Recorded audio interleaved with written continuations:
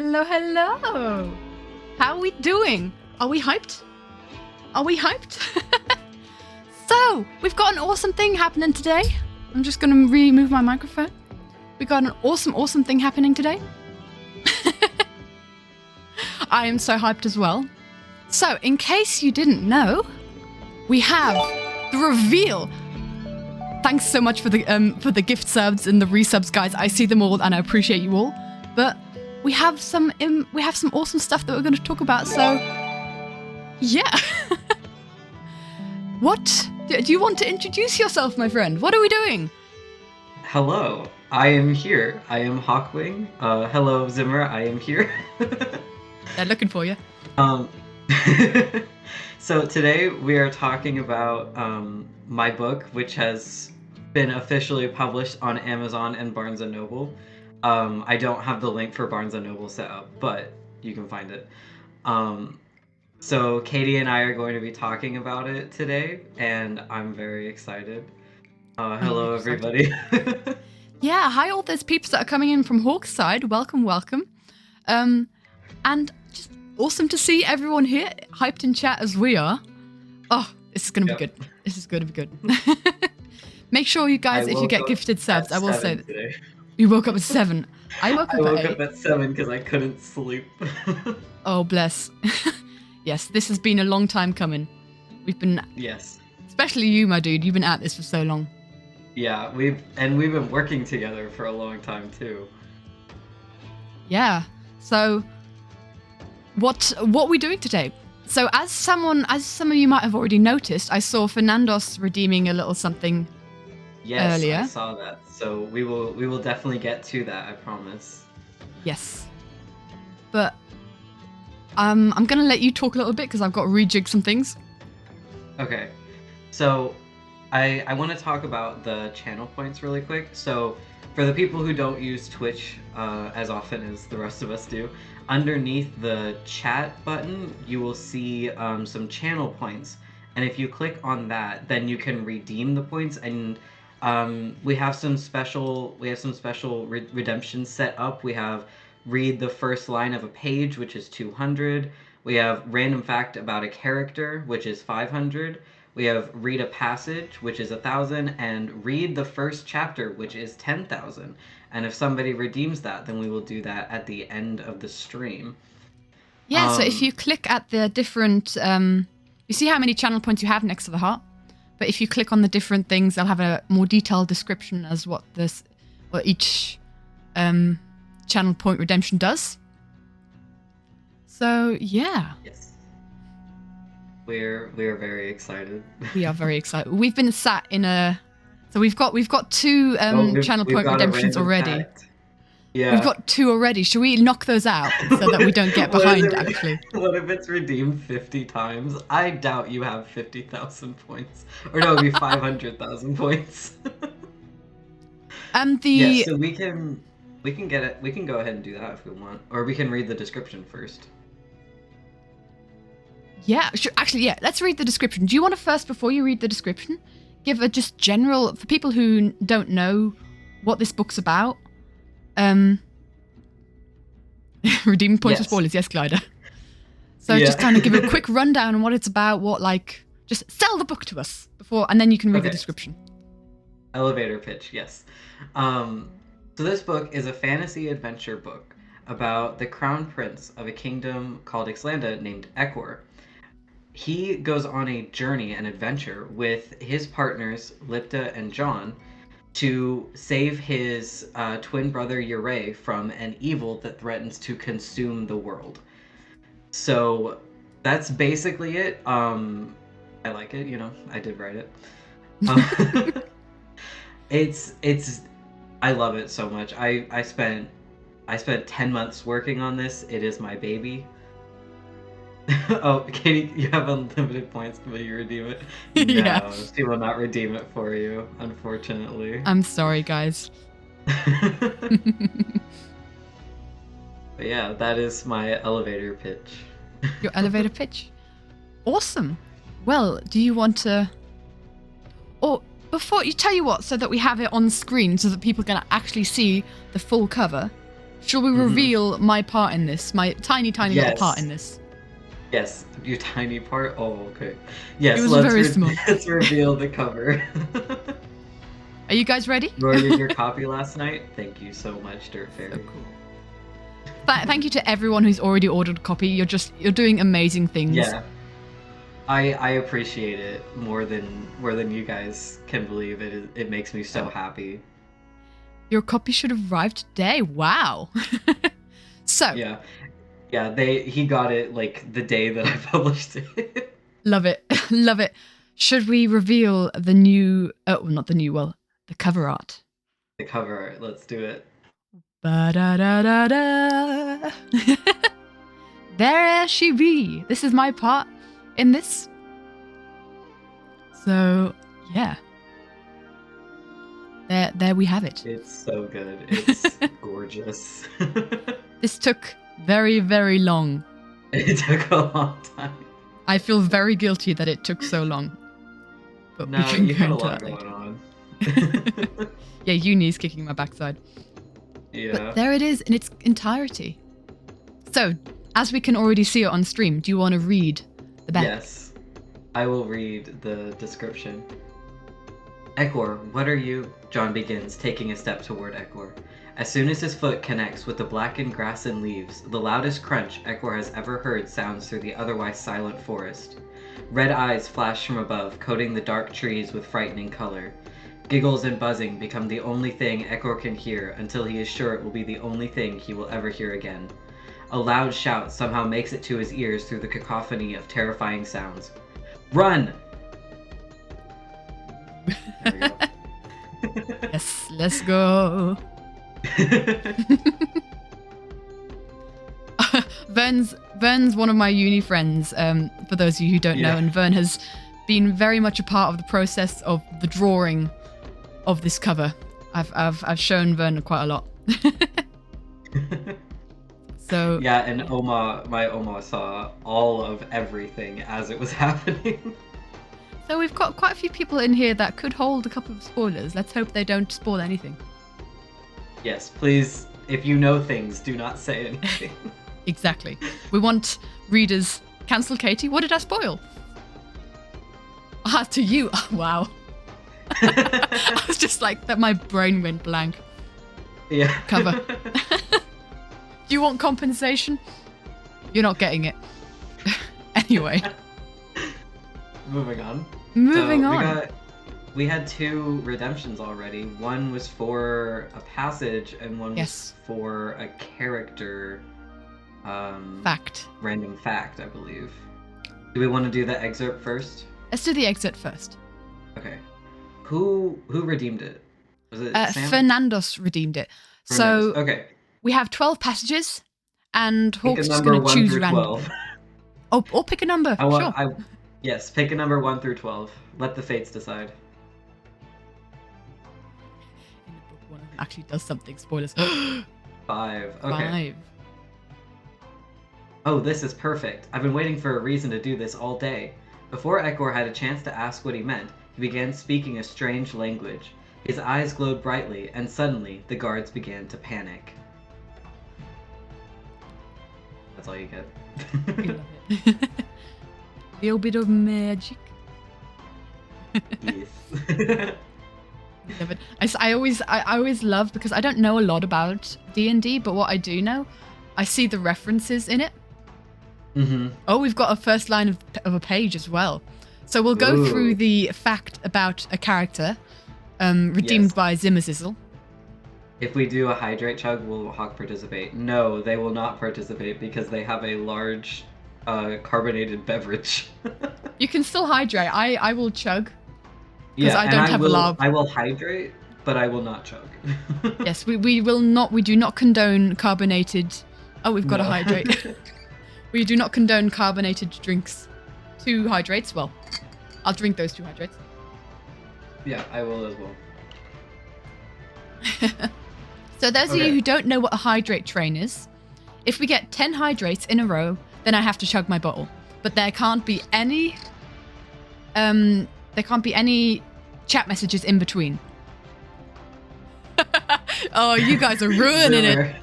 Zimmer. They're trying their best. Yeah. Don't get rid of all of your points. Exactly, guys. It's You want to early in save the your stream. points. There's stuff.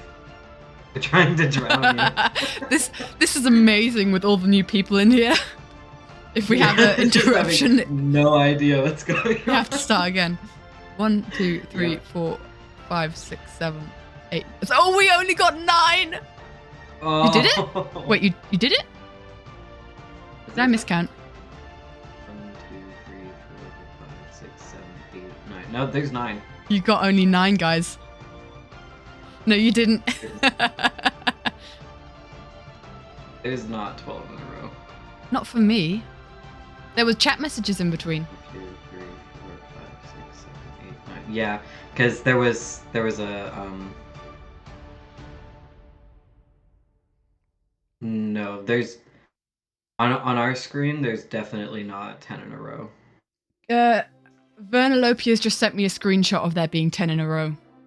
Okay. So for some people there are 10 in a guess- row. I'll have to chug I them. guess the chat didn't like update fast enough for us. All for them. Right, I'll chug then. Yeah. And then we'll at least have this behind us and we won't have to do this anymore. Yeah. The fates got you. Yep. Thank goodness my bottle wasn't too full. Haha! Una reverse card. Right. Let's Do scroll we down wanna this do the activity feed facts? of how many hydrates we got. And go back to random fact of a character. That's Yes. Zim So Mazizzle. you have the D4, right? I have a D4. So we have 4 main characters. We have... I need to look at the document. I've got a document. We have Echo, John, Lipta, and Yurei. And depending on what I roll, will be the character. And then the second roll will be the fact. So, we got a 2, which would be John, Okay, so that's John. and a 3. Okay. All right. So, John growing up, his father was one of the traders that went by sea to the other countries on the continent of Ugara. And John would travel with his father. So, he grew up being friends with the twins, but when his father would leave, John would typically go with him. So John grew up being a trader and like helping take care of everything on the ship and maintaining the items that they were trading and learning the craft and everything. So yeah, that's a little bit of information about John. He's a trader boy. We love to see it. Yeah. Looks like we have another. Well, didn't we have? There was another one that was redeemed, wasn't there? Yeah, we got read the first line of a page. And I think the page was 7 if I look back. Okay, then we'll do 7.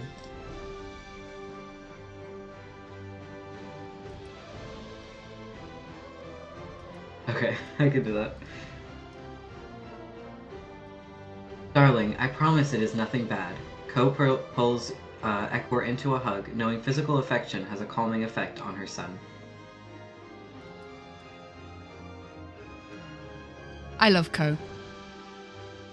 Oh, we've got 3 facts We about have character. 3 random facts about a character. All right. Right. Okay, let me roll the dice again. Do you want to Yep. strike out the ones that we've already done? Yes. Hold on. I'll just underline them. There's not a strikeout Yeah. option here. Sam has got a lot of points. Right. Let's see. I'm gonna do... Oh, wait, there is 4. Yeah, we missed one from. So there's 4. Oh, there is 4. We're reading Yes, out okay. 4 random So, facts. we got a 3, so that's John again. No, Ah, that's Lipta. Sorry, that's Lipta. That's Lipta, our axolotl queen. And 2. Okay, trident. So as you can see in the cover art, Lipta Lipta wields a trident. That is her chosen weapon. So the question is, why did she choose that weapon? She chose it because honestly, she chose it because it was different. Because she was different. Everybody looked at her and saw that something was wrong. So she chose something that made her stand out, something that made her powerful. And that's why she chose a trident. Nice. Sam, what are you doing? Sam wants all the It's 4 and then 6, 7, 8. We have 8. Okay. Sam, what are you doing? So we've already crossed one of those 8 off. Yeah. So we'll cross off trident. Right, I'll do my dice again. We have number 1, which is Ekor. And Suntix also did 1. You guys have got to keep count for us because this is tricky to keep up with. Yeah, please. And 3. Ah, yes, this is a good one. This could be a long one, actually, yeah. This could be a long one.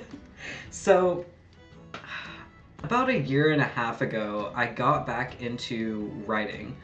And what I did is, I started writing fan fiction. And at the time that I started writing, I started getting into Minecraft SMPs for the first time.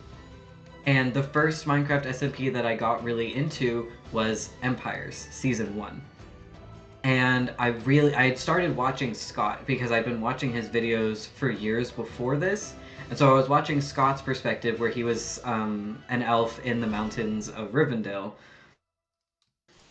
And I saw his relationship with Jimmy, and I ended up writing a fanfiction about Jimmy. Please don't read it. It is absolute cringe. But anyway. And so Ekor is vaguely based around Scott from Empires. Very different. Alfie, you disagree? No.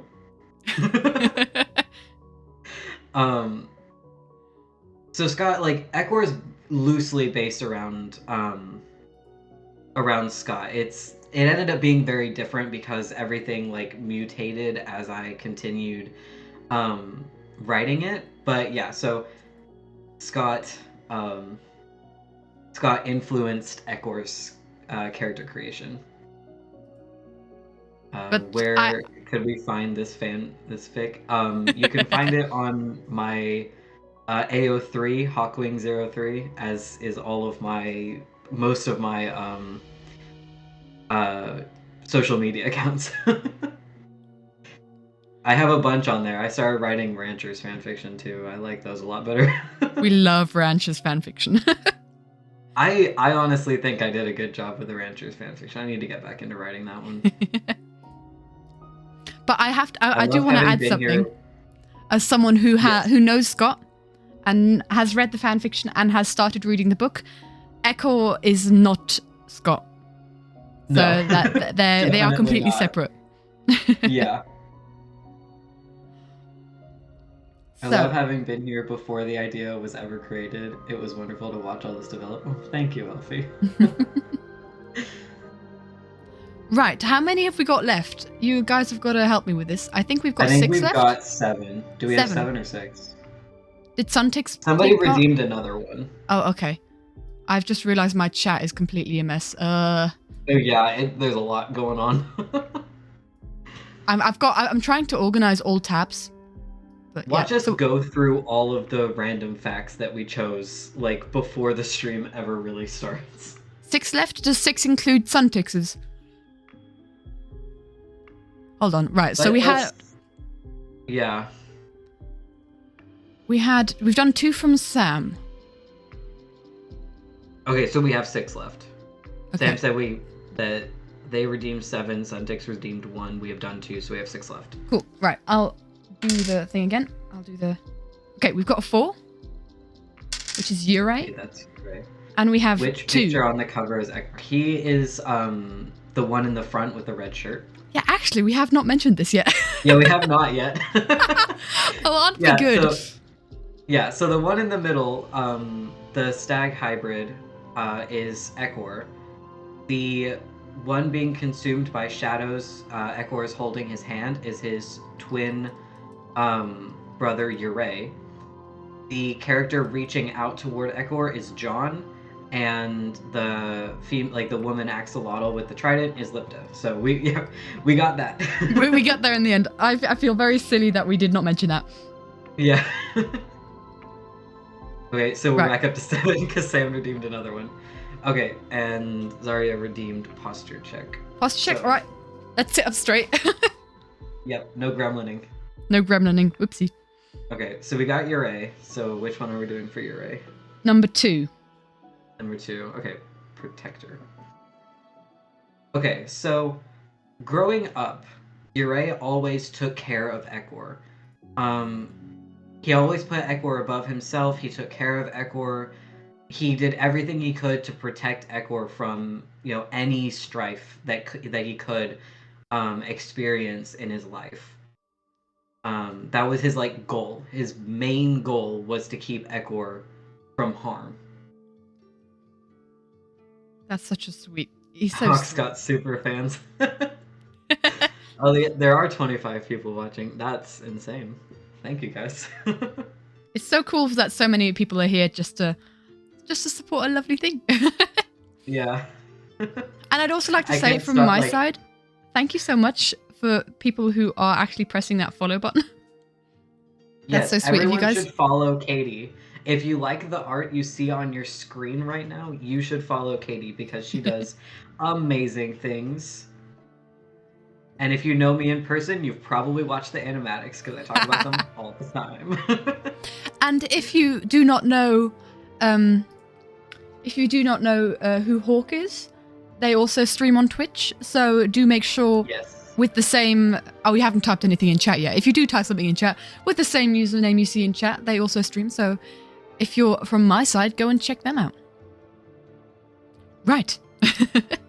Yep, that's me. Go follow There we go. me. Thank you very much. Click on that name and go say hi. Anyway. Thank you, Hawke, for showing me the animatics. Yes, okay, so I got tuned into Third Life, and I'm very proud of myself, Let's go. Just put Join that the. out there. I was going to say join the cult. Join the club. Join the club. Oh my gosh. Okay, I think we have 6 left now.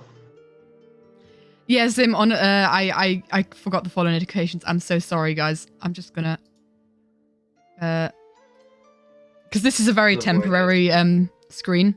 Hawke should see got the me alerts into now. The Minecraft SMP, yes. I got a lot. Cult works for me. Yeah, it's just a cult now, Katie. Just admit it. Okay, we'll just admit it. I just realized, did I click on something different? Glider's back. Cool. And what I'll also Boy, do guys. is I'm still trying to get used to a new stream setup, so I do apologize. Yeah, I'm just experimenting with things today. There we go. Got the emote wall. Right. There There we we go. go. Now we can see the things. How many character stuff do we have? I think we have 6 left, and 6 now left. we have 7. No, don't we have? Sam, we're just gonna go through all of them right. Part of me just does wonder if we should go through all of them. We have 8 now, okay. Guys, should we just go through all of them for you? Well, if we 'Cause I have think 8 left, we have enough. So guys, stop Wait, 1, 2, stop 3, doing 4, the thing. 5, 6, 7, 8, 9, 10, 11, 12. We have 12 in total. Yeah, and we've already done 4, and so we have 8 Yeah. left. So And we have stop 8 left.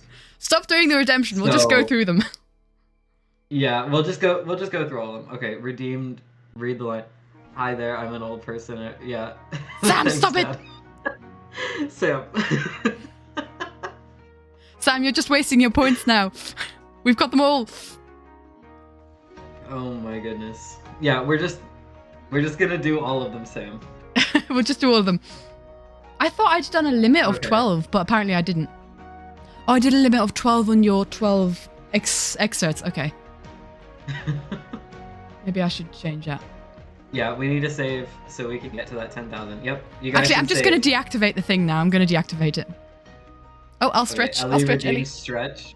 Big stretch. I just really want to know the random character facts. Well, I appreciate your interest, Sam. Now we can go through them all, and I can just quickly delete that, deactivate that Yeah, stream. Hawke, just come up with more.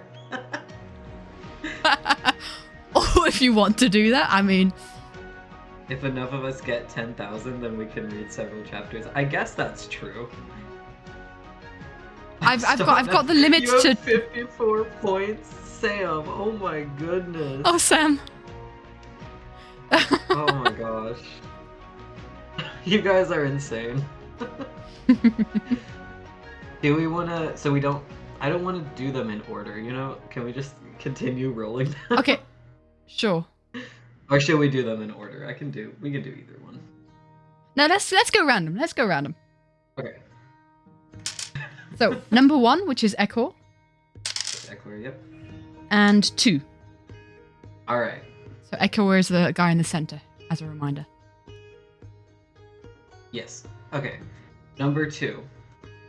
Growing up, Ekor always had a fascination with flowers. They were just so gentle and so beautiful, and they just danced in the wind, but the slightest motion could, like, destroy them. And he found that beautiful and fascinating, and he wanted to protect all of the flowers. So, with the help of the gardeners and his parents, he created a flower field in the courtyard of the castle, and it's his favorite thing to go and sit in the flowers and just relax.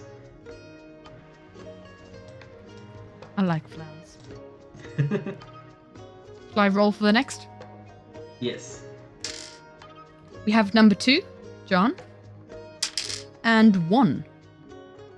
Okay. So John inherited magic from his mother, and the magic that he inherited is the ability to manipulate water.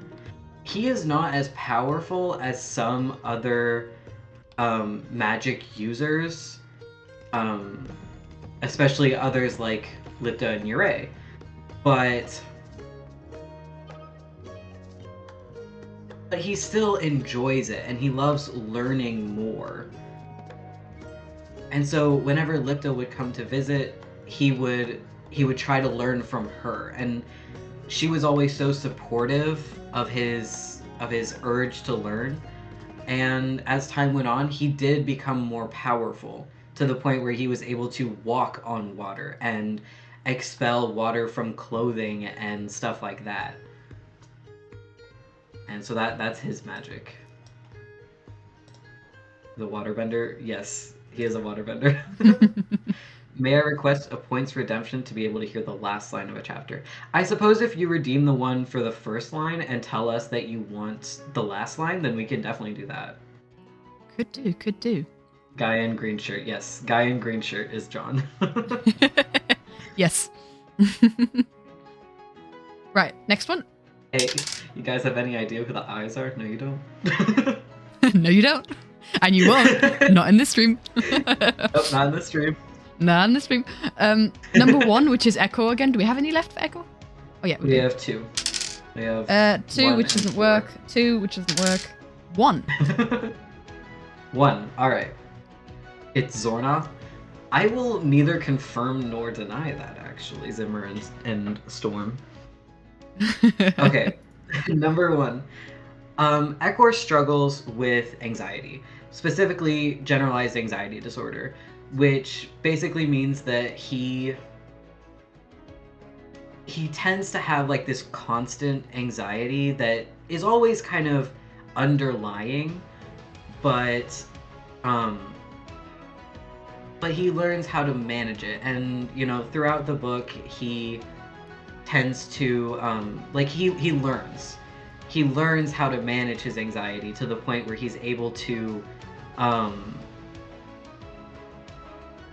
live a more normal life, if that makes sense. Like, he's able to learn how to manage it. Yeah, so he kind of got the anxiety part of his character from me. Will it teach me to manage anxiety? There are a couple chapters where I talk about coping skills. It's 4:30 a.m. for me. Yeah, go to sleep, Sam. Good night, Sam.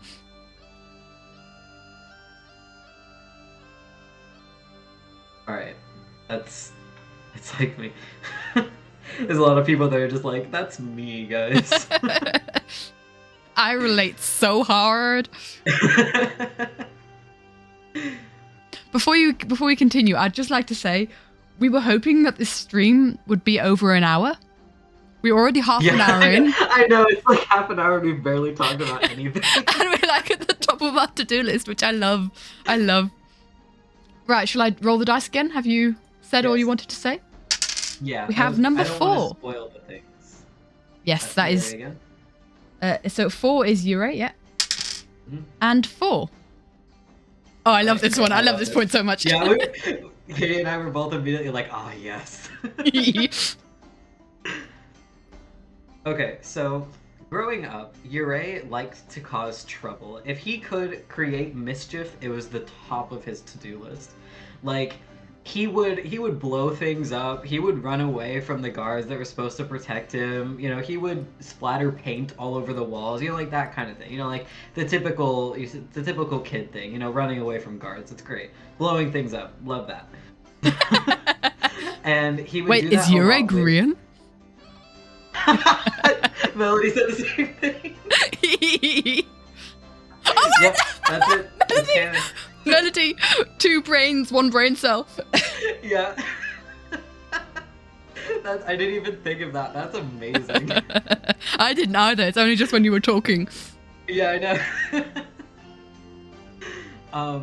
Anyway, so when Lipta would come to visit, they would cause such mayhem together.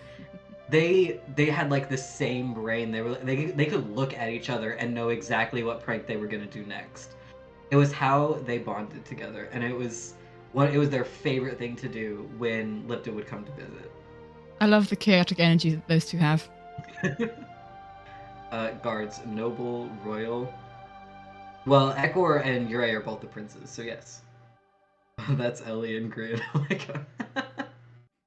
The axolotl lady, who I forgot the name of, at first reminded me of Lizzie.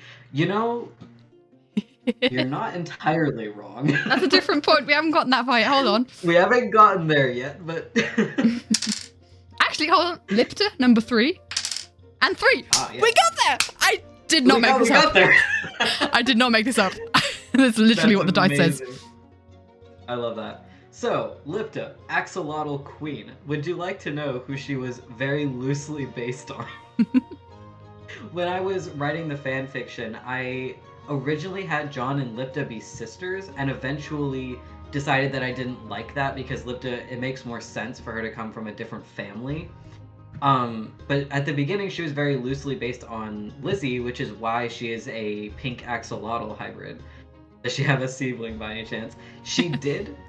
She no longer does. Aww. It's like, it's like John and Lipta were originally supposed to be siblings, and then it didn't make sense. So Lipta does not have any siblings.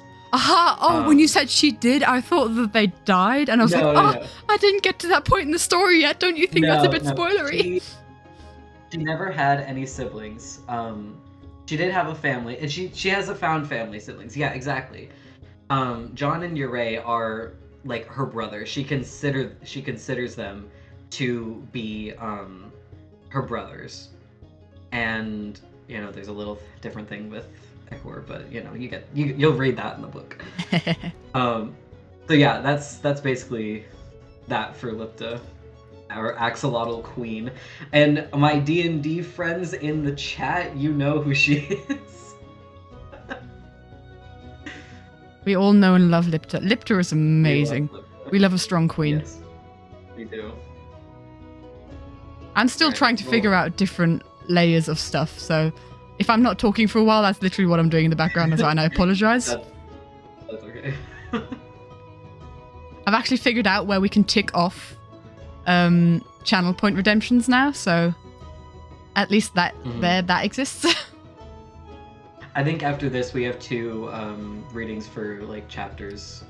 I saw that. I know there's one, but then there was another one that was the end of the 3rd chapter, I believe. I saw one for last line of chapter 1. Okay, so that was that. Was the other one for chapter 3? I don't. You guys are going to have to remind us because there's a lot happening. From here on out, I've got there's a lot much of chat. better overview of everything, but I had to delete all the previous requests so that I could refresh everything. So I apologize. I deleted some requests, so you'll have to let me know. Right, let's do the dice again. Number 2, John. And 2, yes. Okay, we have that one. Okay, John is a collector. While going on trips with his father and looking at all of the different cultural items that he decided that he wanted to start bringing things home with him. Like, some things he would share with his friends, and some he would keep for himself. Like, his room in the castle that was given to him when he became friends with the twins is just full of various like artifacts and just things that he found on his travels. That's what you get for that. Nice. Right, I'll do it again. Number 3, which is Lipta. And 1. Okay, we have that one.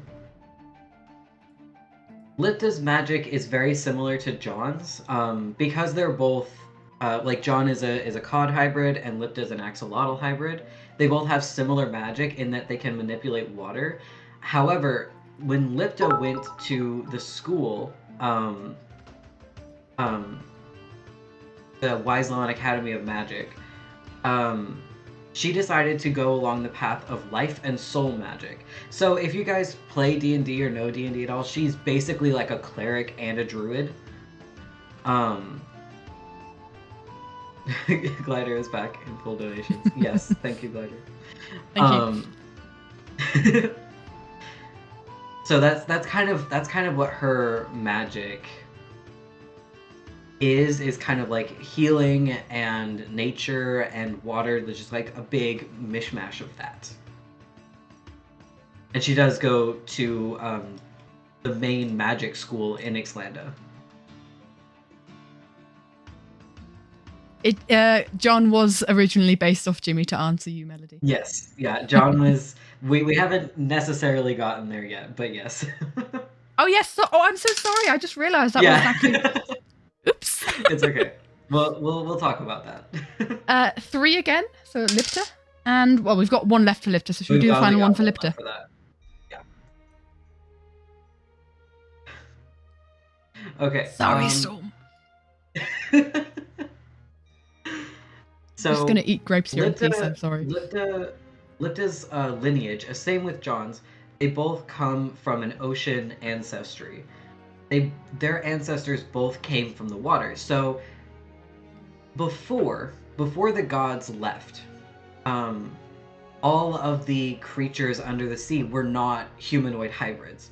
When the gods realized that they were going to be left, that they had to leave their people, they gave them the power to be strong, which is why Lipta is 7.5 feet tall and John is 7 feet tall. And they are both incredibly strong. Just like they just are. So their gods gave them this power to protect them from, just everything. Just protect them from any problems that they would have.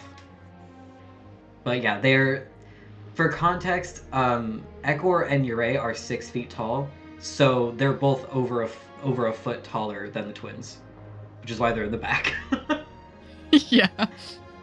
It was so tricky to get like the heights correct and the perspective. Yeah. And I'll go more into it later, but goodness me, you did not give me an easy job here. You're welcome. I think they tower over most of us, Wranglet. Oh yeah. I'm 5'3". Have you ever heard of a song called 5'3"? Have you ever heard of the song 5'3"? No. I need to send you that song because it is adorable. Anyway, moving on. Okay. Next dice. 4. Which is Yurei. That's Yurei. We've already had 2. 2 left for 3. Okay, we have that.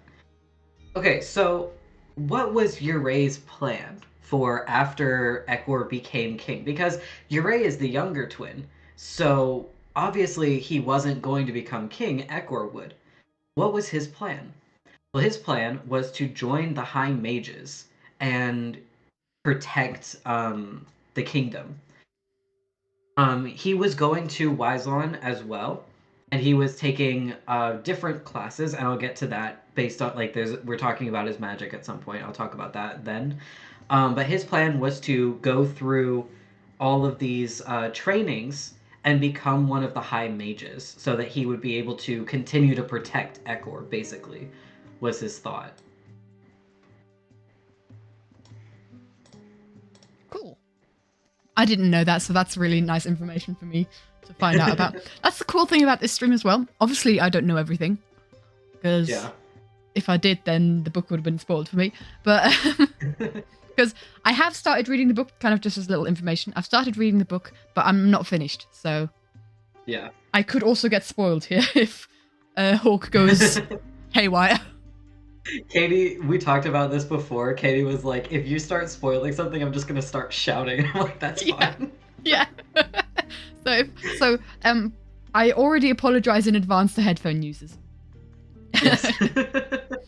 Anyway. Katie, do you remember when we were making this list of random facts and we were like, I don't think these are all going to get used? Yeah, but we did not equate for Sam. Sam isn't even here anymore. No. He said he was gonna watch the VOD though. True, yeah. So that's good at least. But considering they redeemed them all, our hero. Anyway. So we have one left for Ekor, one for John, and one for Uray. So whatever you roll, we'll do. Alright. 4. Uray. Alright, Uray. So we're going into his magic. So his magic is fire. He is able to create a blaze in the palm of his hand, make a fire even bigger and heat up a room just by willing it to be warmer. Like, that's kind of his magic, and his magic started, he got the power to do this when he was younger and was trying to blow things up, basically. So bad he is green. He is, yeah, honestly. Or Joel. Or Joel, yeah. Oh my goodness, they're both arsonists. It's great. Or Cleo, or most people from the Double Life series, from the Life series, to be fair. Oh yeah, because Scar, because he. Scar. How can I forget Scar? Technically, he did burn the ranch, and then it was Scott that burned the relationship. But Scar egged him on. Yeah, that's true. Scar gave him the flint and steel for it. All right, we've got 2 left. We've got Ekor and John. 2. John, then. John. All right, guys. You remember how I said earlier or how Katie said earlier that he was like Jimmy? Well, you're right. Not in character. Like, I would not say at this point they're at all similar. No, I wouldn't say either. John was based very loosely on Jimmy because in the fan fiction that I wrote, John was Jimmy, if that makes sense at all. Like, his character is very loosely based on Jimmy. He is Codboy, and I love him. I love him too. I mean, you just gotta say, the ship burns, everything burns. You know? Yeah, exactly. Right, so the final one then is Ekor. The final one is Ekor. And this is a big one. This is a good one to end it on. This is a good one to end it on. So, when Ekor, John, and Uray were turning 12, it was the night before their birthday. And when you turn 12, you go on to like your chosen path. So Ekor would go into specific classes about being king. John would, be with his father at sea more often. And Uray would be at Wyzland more often. So they would not be seeing each other as regularly. And so they decided to bind their souls together using a spell that, was definitely dark magic, but you're always like, it's fine, don't worry about it, guys. So the three of them have identical scars on their left wrist that connect them together, meaning that in every life they have after this, unless they find a way to cut off the spell, they will always find each other. They are always drawn together. That like Urey and Ekwar will always be twins, and John will always be their best friend. They will always find each other in every life. You could say So that's what we'll end it on. you could say they're connected. Roll credits. Yep, exactly. Do you guys want to know where the name came from? All right, Go so ahead. we have pages to read, or sentences from pages to read, Yes, we do. I believe. So I What are just the- I pinned a message from Melody. Okay, last line of chapter 1. I can do that. I'm right there. Oh, you guys are gonna love this. Oh, okay. It's too late. I do not want you anymore. Any of you. Ekwar watches from the ground as Urey steps to the windowsill, looking back only when the door slams open, revealing a dozen guards. Oh. Don't you guys want to buy the book now? Oh, that's a good one. Thank you very much for that. Mm-hmm. Oof. Okay, so we have first line of chapter 13. Correct? Yes. And then Dirt Fairy redeemed 1 for 24. And also, a storm at some point redeemed one first line of page 300. I've found that again. Need to get to chapter 13. That's not it. Find Okay. chapter 13. And it was first line of chapter 13. Okay. The courtyard Is it? Hold on. Is it chapter 13 or page 13? It was gonna be the first. Was it first line of a page? So for me, I saw I've got Fernandos's here from 21 minutes ago. Whoops, sorry, Fernandos. It says page 13. Okay. We only have one about the chapter. Okay. It was page 13. I've got the activity feed up again. Okay. Okay, then I did it wrong. But we'll leave that. Did you? But sorry, did you? I wasn't paying 100% attention. Did you read the first line of chapter 13 and then? Yeah, not chapter 13. And actually, page 300 is the acknowledgements. Okay, well, now we know about approximately how long it is. Book, yeah, the last page of the book is 329.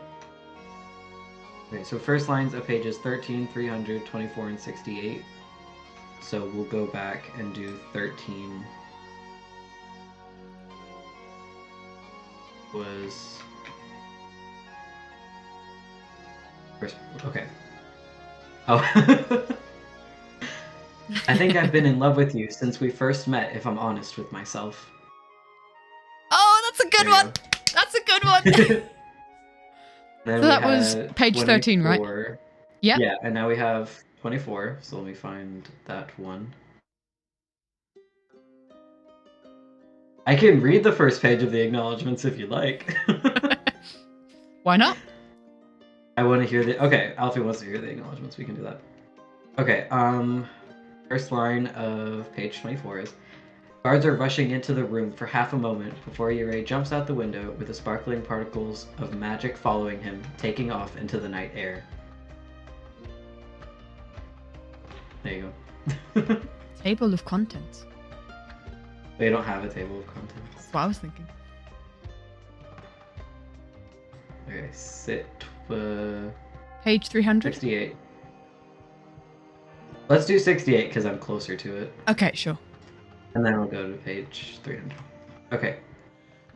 Um.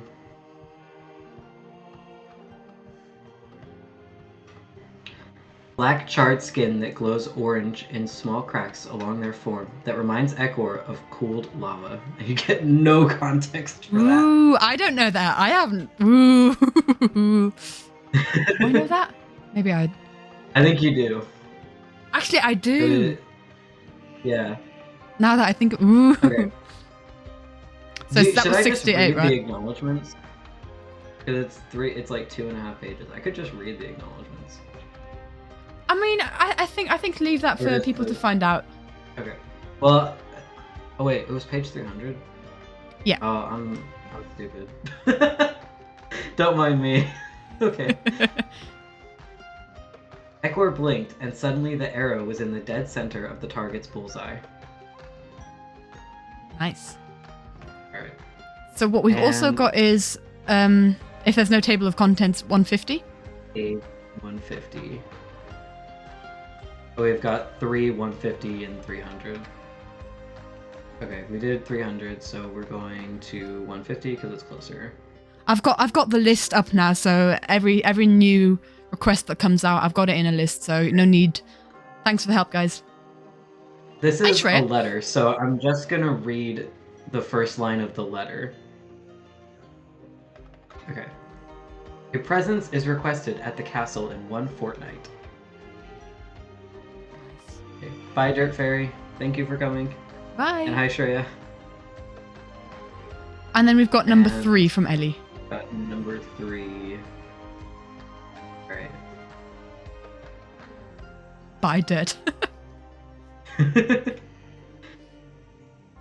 rest of the way to the throne room, Ekor rubs his thumb over the front of the button, focusing on the smooth surface and position of the tiny holes. I know that one. Right. Yeah. Okay, that's I think all that's requests all for now. That's all of them. Did we do all of them? Oh my gosh, I remember we were like, I don't think this is gonna go an hour. No, I was pretty... Dude, I was very sure that... Oh, we've got another one from Ellie. 332. 332. Oh, I never doubted that we would be under an hour. Or that we'd be over an hour, sorry. I always thought we'd definitely be over an hour. Okay, so...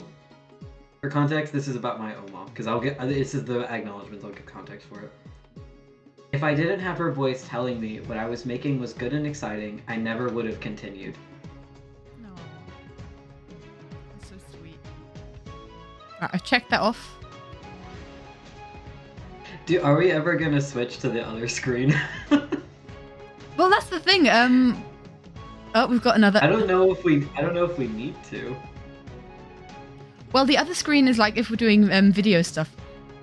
Yeah. Ellie's requested 331. Oh, guys, you want to know what this one's about? I mean, guys, we still have 12. We still have 11 passages that Hawke chose out especially. Yeah. They're fun, guys. You should redeem those. Yes. Okay. I want you guys to guess what this one's about. Who this one is about. She spent nearly 6 months working on the gorgeous cover art. I contacted her at perhaps the worst time, but she still worked tirelessly to bring my characters to life. Oh, and might I just say, she did a spectacular job. Oh! Right. We've got to read a passage from Blueberry. Yeah. Okay, let's Blueberry, go. Pick a number 1 through 11.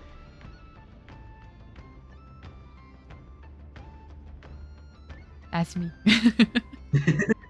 It's me. I had to talk about Katie in the acknowledgements. Oh. Ellie. Oh my gosh, Ellie. Ellie, how many points do you have? Okay, 11. Guys, do you guys... There's one for 10,000 points, though. Yeah. We need someone in here who's got 10,000 points. Yeah, you need to get somebody in here to do that. Because I feel like peeps have already got what Someone yell at Ivan. Get Ivan in here, guys.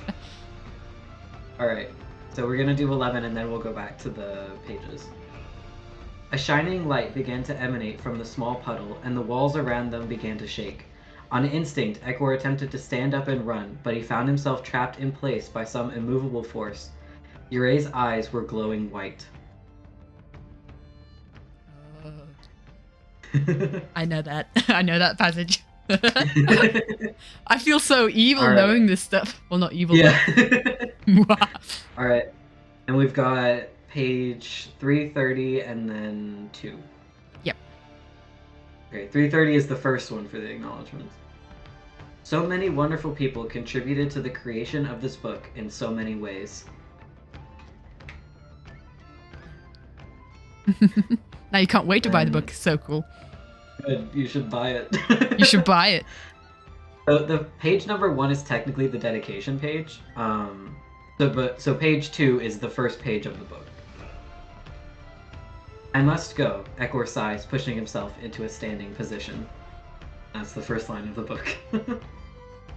Ellie's going through the entire book back to front. Oh my gosh, Ellie.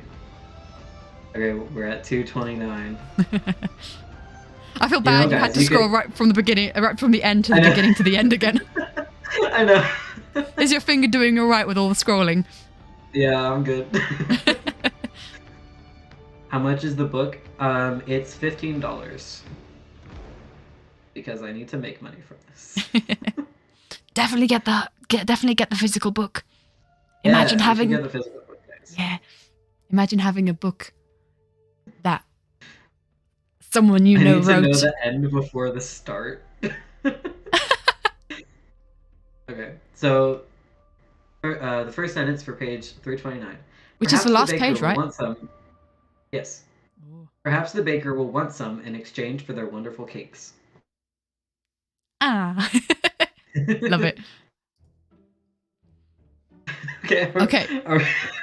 Can we breathe, guys? Are we good to breathe? Can we do some talking? we have this whole plan and we haven't done any of it.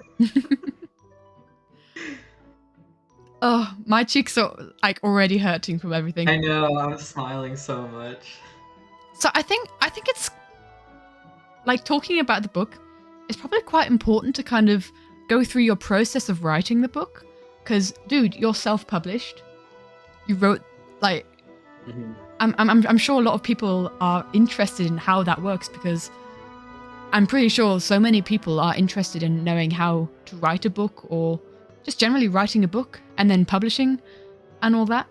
And you've just gone and done it. Like, not a lot of people who have the idea actually pull through with it.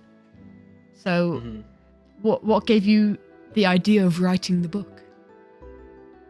Well, I started writing when I was like very young. My dad would, like, my sister and I used to play with Barbie dolls, as children do, and my dad would make these tiny books for them, and I would like write stories and do like small illustrations and all of that. And so honestly, that's what got me into writing, because I wanted to write stories for my characters. And wait, hold on. I actually have a story idea myself, but it's sci-fi, and I don't know if anyone here would be interested in that. Honestly, just write it. Yeah. Like, just do it. And, you know, if you love it, then share it. You're like, honestly, I'm terrified this book is gonna flop, but I still published it because I enjoyed writing it so much. So just, honestly, just do it. Yeah. That's my biggest advice, is just write it and enjoy it and love your characters, and then decide if you want to share it. Yeah, that's great advice. I mean, I've always said the best thing that we can do as human beings on this land, on this earth, for however long we're on it, is to create stuff and put it out in the world and let people see what you make. Don't keep it to yourself, because there are so many people that you could inspire that could fall in love with your characters. And if you keep it to yourself, you're never going to give them the chance to find a new favorite book. The world needs more art of every kind. Exactly. Jinx. But going back into like why I started writing it, I used to love English. Like, that was my favorite class. I loved it so much. I loved writing. I loved reading. It was honestly like the best hour of my day every day, except, you know, when I had to present my work. But you know, that's I feel you. And so as time went on, my writing turned from like just schoolwork and little short stories into fan fiction, and it was awful. My fan fiction was absolutely horrendous, but I was doing it when I was 12, so I think that's okay. Um, and so as time went on, I was writing fan fiction, and then I stopped because my disability, like it got really bad. I was feeling horrible all the time, and I'll go into more about my disability later in the stream. Um, and I stopped writing for a while, and then this past year, when my depression was like at an all-time low, my Oma came to me and was like, "You haven't been writing in a while. You should do some writing." And I was like, "Well, I don't know what I should be writing." And she was like, "Well, you really like that Minecraft server, right?" Um, and she was like, and I was like, "Yeah, it's my favorite thing to watch right now." And she was like, "Well, then you should write about that." And so I just started writing, and I decided to post it just because I, felt like it. And I just had a lot of fun. I just had a lot of fun doing it. Is Oma your mom or your friend? She is my grandmother. Oma is German for grandma, and my family is from Germany, so we call her Oma. That took that. And I was born in Germany, and that's only just registered here now. yeah, really? Yeah. We've been friends for like almost a year, and you're like, yeah, oh, that makes sense now. No, for me, it's just a very normal thing to call your grandmother. Yeah. But anyway, her like supporting me that way and pushing me that way turned into the connected fan fiction, which then turned into like, I want to do this with my own characters because I feel like it'll be fun to make my own characters. And then, you know, that turned into writing a book. It turned into writing this. Um, what's interesting about it is I did not do any planning all. There was no planning going into this. You're so different. I just started writing. Yeah, it's like a lot of people I talk to are like they do like the mountain or whatever it's called, where it's like you have the beginning and then the rising action, the climax, the falling action, and the conclusion. I don't like doing that. That's so stressful for me. So I just write it.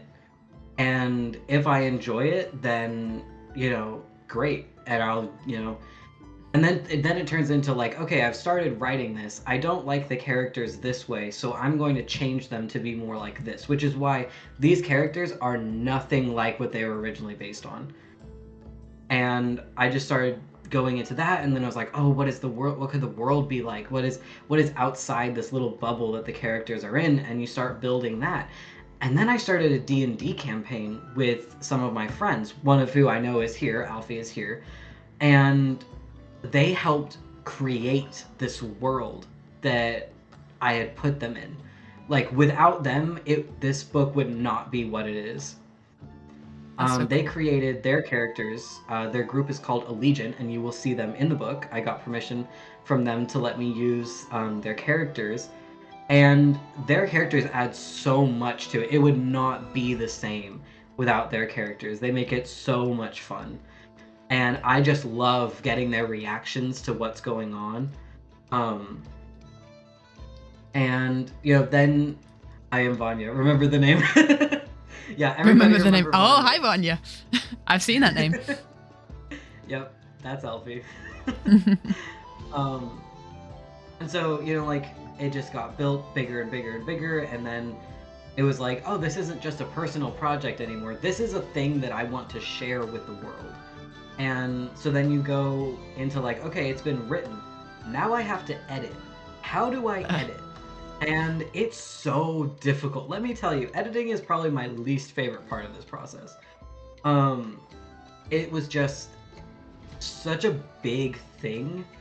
And it was so terrifying because I was afraid that I would read it and then just absolutely hate it. And I was so scared that I would want to delete it all. And I did not want that. So Oma, she edited the first like 2 or 3, versions of it. And I am so indebted to her for doing that for me. And then we worked together to edit the 3rd time. And then I got a couple people to help me edit portions. And ultimately, I edited most of the book myself. So if it's not perfect, that's why. But, And then you move on to publishing, which is also really difficult, especially if you're doing it by yourself and you've never done it before.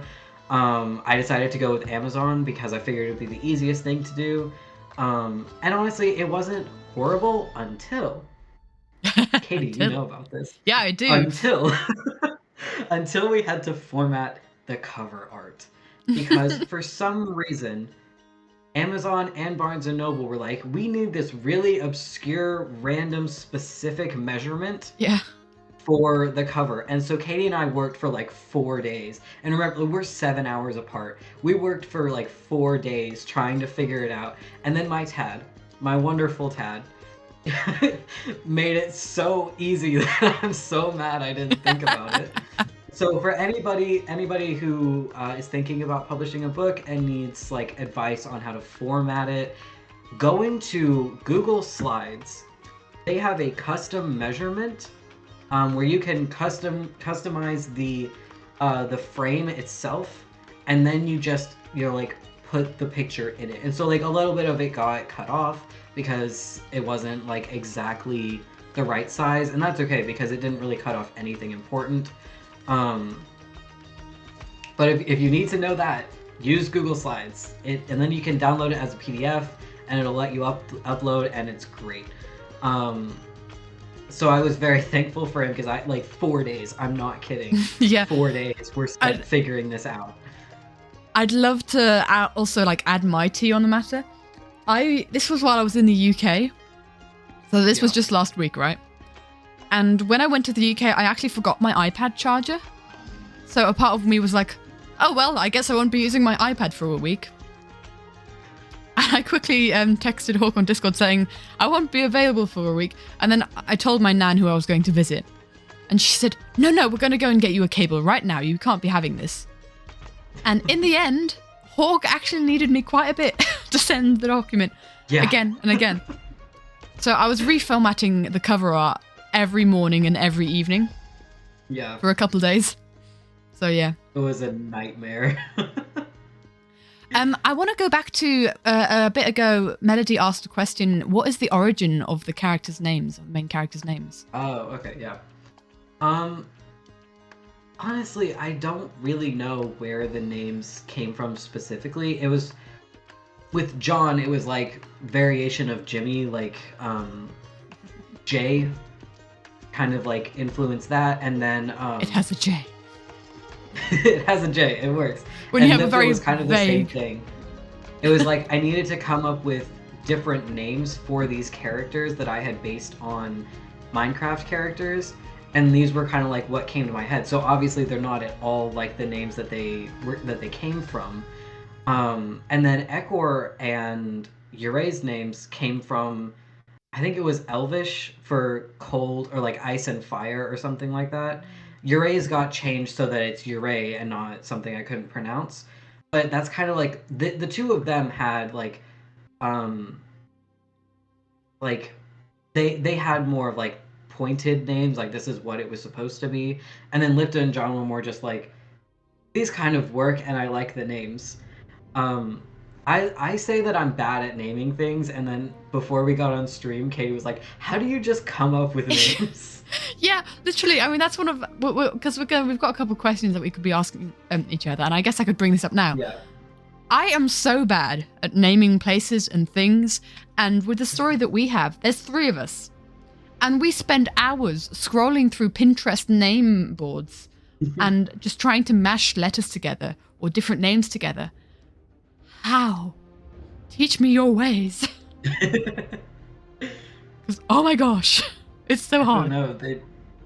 I feel like they're horrible names, but I think they're really good. And like also the names of side characters and places, they're all really memorable. I just had to like see them once and I'm like, oh, I know who that character is. Yeah. It's really cool. Yeah, we've got all these like fancy fantasy names, and we just got Peter over here. Oh yeah, Peter. Yeah. Alfie knows who Peter is. Alfie definitely knows who Peter is. I know that Alfie knows who Peter is.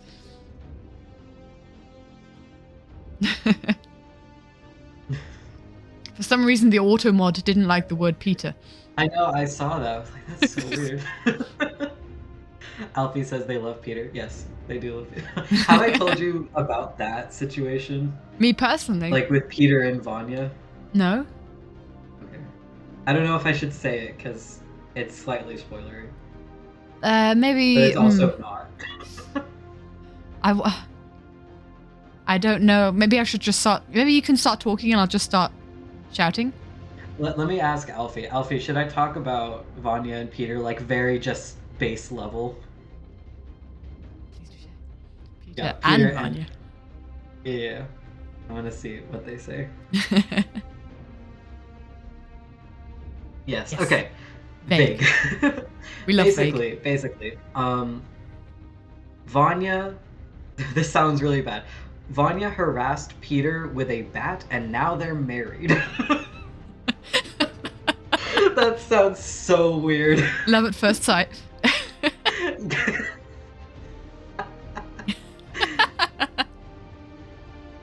I'm still like planning out a lot of characters that are part of the story that I'm thinking of. I have a main character, the antagonist, and a few others, and that's it. Also, I want to learn more about Vanya's character. You should, yeah. Vanya's character is amazing. I love Vanya's character. Sounds about right, Ellie. Yeah, I'm. Oh my gosh. That is something I have to applaud you. I have to just make this clear that this is really good and I love this. You are just really good at naming characters. I just want to go back to that because that is something I struggle with it so much, and it's been so nice reading a fantasy story where I'm like, wait, how would I say this IRL or what was that character again? Like all these different consonants with X's and Y's and Z's, and it's like, it's very frequent where there's a story that I'm reading and I come to the character's name and in my head I just go blur and then continue reading. I'm sure most people do that, but I haven't had to do that with your characters at all. So I applaud you for that. I'm glad. I definitely. Because that's one thing I don't like about a lot of books, too, is, like, when you just don't know how to pronounce the name. And I feel like these are pretty, like, you look at it and you can basically tell what the name is supposed to sound like. Like, I have no idea how you pronounce that melody. Ignai. Ivan, Ignai. hello. Guys, Hi, you Ivan. want to tell Ivan what he should use his points for? I think Ellie will. Yeah, there we go. Ivan! Love that. Oh. Just your naming process is very good, buddy. Thank you. Here's your points. Anyway, back to where we were. Moving on. So I guess if you want, we can move on to talk about your part. Sure, cover art. Yeah. So the way Hawke and I met was actually like Hawke reaching out to me just randomly one day, and saying, "Hey, do you wanna do this book cover thing?" Yeah. And it was also I'd only just set up a business email, I think, for like prints. And I'd only just started putting it like at the bottom of YouTube videos, thinking, "Oh, no one's gonna contact that business email anyway. Who needs business from a Minecraft YouTube animator, right?" And yeah, that's basically like Hawke reached out, and I was like, "Oh my goodness, this is huge! Oh my goodness, this is huge! What do I do?" Because I had no idea how to go about anything. I had done one commission before that, which was basically just a profile picture. And that was, again, someone who reached out over the business email. And it was just like, from just one profile picture commission to a book cover. Book cover, yeah. A flippin' book cover. Huge step. Oh, but I don't know. Shall I go onto the other screen and we can actually look at the process video? Definitely. It's a big step melody. Let's go then. Hold on. I'm still trying to figure out how this new setup works. Is this it? Yeah, this is the one. And transition. So, here we have me in Procreate. Look, I can move around. You guys can hear us, right? I think so. I think they're just having a different conversation. Oh, okay. Lemon's had the stream muted the whole time. Lemon's like, is somebody talking? I'm like, you guys can hear us, right? Just Lemon. Okay. Love it. You're totally deaf. Okay. Good to know. I was gonna say good to know. I don't know what the answer to that. But I'm just gonna start like the process video because we love Procreate because Procreate records you drawing. And actually, I've just had another thought. Should we go through the character designing first? Yeah, we can do that. We can do that. Right. Okay. Give me a second, guys. Yeah. I'll just go over to a different screen. If Ivan doesn't know what's going on, if you redeem the first chapter, like redemption point, it's 10,000 points. Then at the end of the stream, I will read the first chapter of Connected. Yeah. So, basically, like the start of our. Thank you for gifting a sub to Ivan. Thank you. Appreciate you. So basically the start of everything, because these characters had only ever existed in Hawke's Glider, you are amazing. Thank you. Had only ever existed in Hawke's mind, we kind of had to get on paper like the vibes of the characters and what they looked like. Yeah. So this is Ekor's first designs or first sketches from the Oh yeah, I forgot we put Azuma vibes. I forgot about that. He kind of does. Do you still think he has Azuma vibes? I'm not sure. I don't think so. They feel very different to me. Like, yeah. They were just. I was just trying to like get first vibe, or that was something I think that came from me, and you were like, sure. Yeah, it was kind of like, I don't know. Well, Yeah. at that point, I hadn't really watched his video, so I was like, oh. Now the truth comes out. But it was just so that I had a good like image of the characters because I hadn't read the book by then. I mean, I only got the manuscript for the book like a week ago.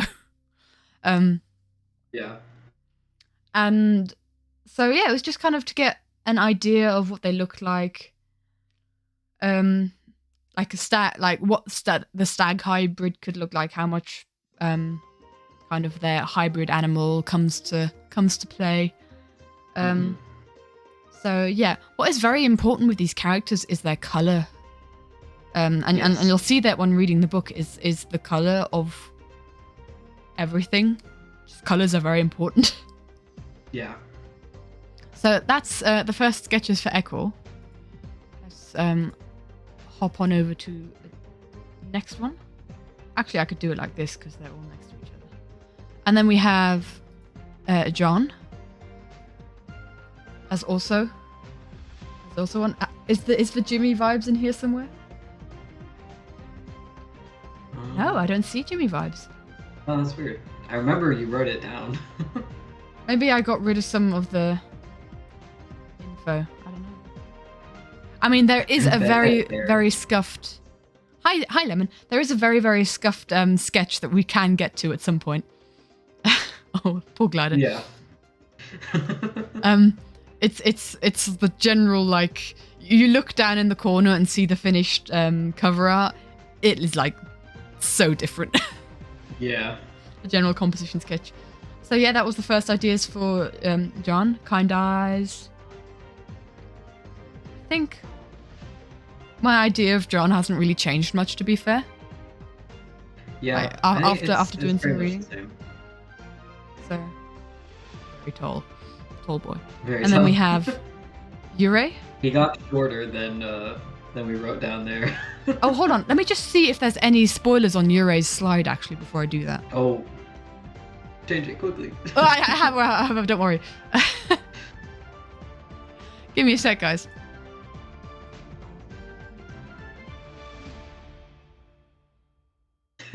I love spoilers. That's why Ellie was trying to get us to read back to front earlier. Okay, I'm gonna have to quickly erase a part. Okay. Oh, yeah, I think I know what part it is. Hold on, is there anything else? Sorry if my voice has gone a bit quiet because I've had to lean over to my iPad. Give me a sec, guys. While you do that, I'm gonna quickly go refill my water. Alrighty.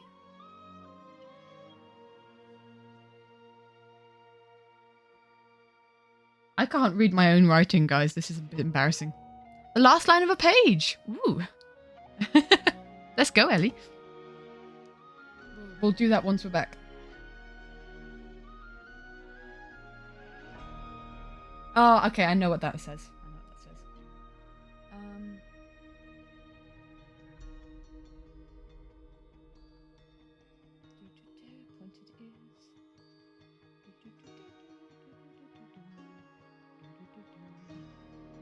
No, I think we're good. I've had a read through everything. I think we're good. Your car is trying to eat your headphones. What? What? That's right. 42 pages for 4.4k. Gosh, goodness me. But we have also got posture check. I will sit up. We have also got 10 more passages that Hawke has chosen. I am on the right thing, right? Yeah. And we have got 10 more passages that Hawke has chosen to read. So that might be an idea to also redeem. We'll make sure that we redeem the ones that have been since. Oh well, that's just Ellie's actually. Excuse me. I have no coffee left, guys, and I also have no water left. This is not fun. I have nothing to drink. I have nothing to drink. But we'll have Hawke read through the first line of page 328. We're going back to front. Actually, I could open it and I could see. I've got the document right in front of me, guys. Hydrate. Ivan, I gotta go and get my water bottle. Seriously? I'm back. Good, because you've got some reading to do and I need to go refill my water bottle. BRB. Oh, okay. What am I reading? Oh yeah, before muting, I should probably tell you that. You're reading... Page 328? Yeah, exactly. Alright. Ellie, you're just really trying to get me to read the book back to front, aren't you? Okay. The twins pass the time talking about what the woolly sheep look like, similar to cloud watching, except the wool doesn't really move. Because they're just, grazing. What is happening?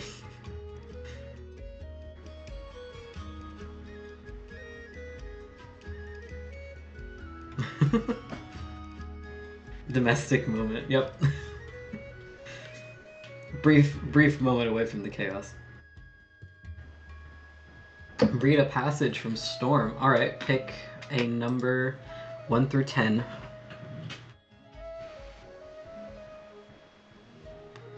Oh yeah, if you like chaos, you're in for a wild ride.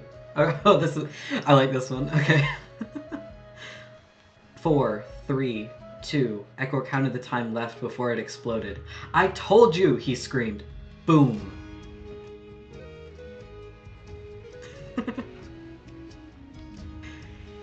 How's that for chaos?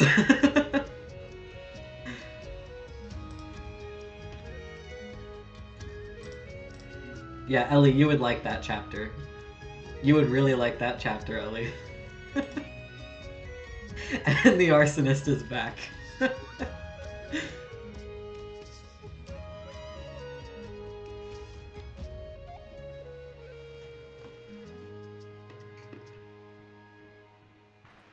So how Okay. are you guys doing while we're waiting for Katie? I'm never back. mind, I'm back. Katie's back. Sorry if you heard my dad come in. I muted myself on stream, but I did not mute myself for you. So I only realized after the fact. Ah, it's okay. Scar Korean has returned. Yep. We just read the one where the explosion happens. Ah. Burn, burn, burn. So wait. Jolly Ranchers to the ground. We had hydrate, which I'll do now. Mm-hmm. I had to go and fill up more. I did my hydrate. Exercising our kidneys. And then read first line of a passage, which we got, and you just read a passage. Okay, cool. Yes. I missed caught up on arson. the redemptions. Cool. Yeah. So I shall complete them all. Okay. Right.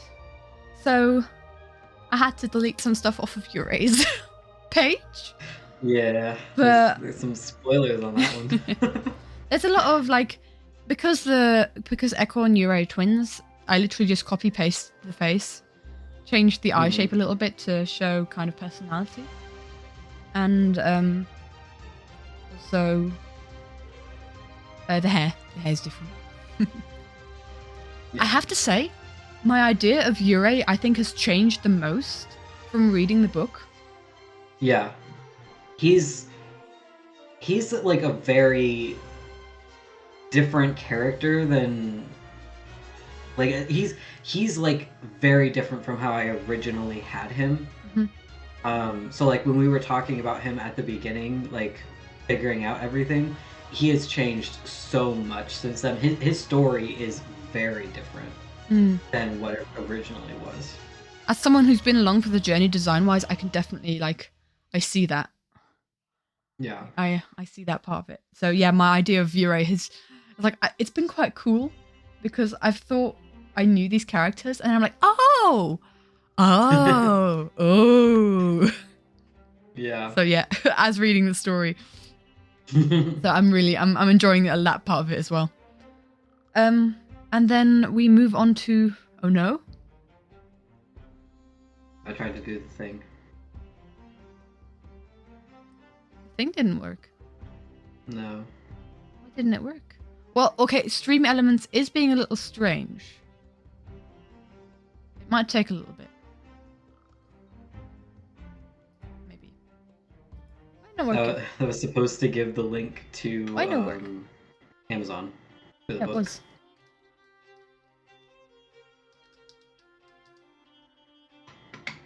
Huh. It worked before the stream. I tested it. Yeah, it was working. I tested it. Right. What's going on? Stream Elements? Explain yourself.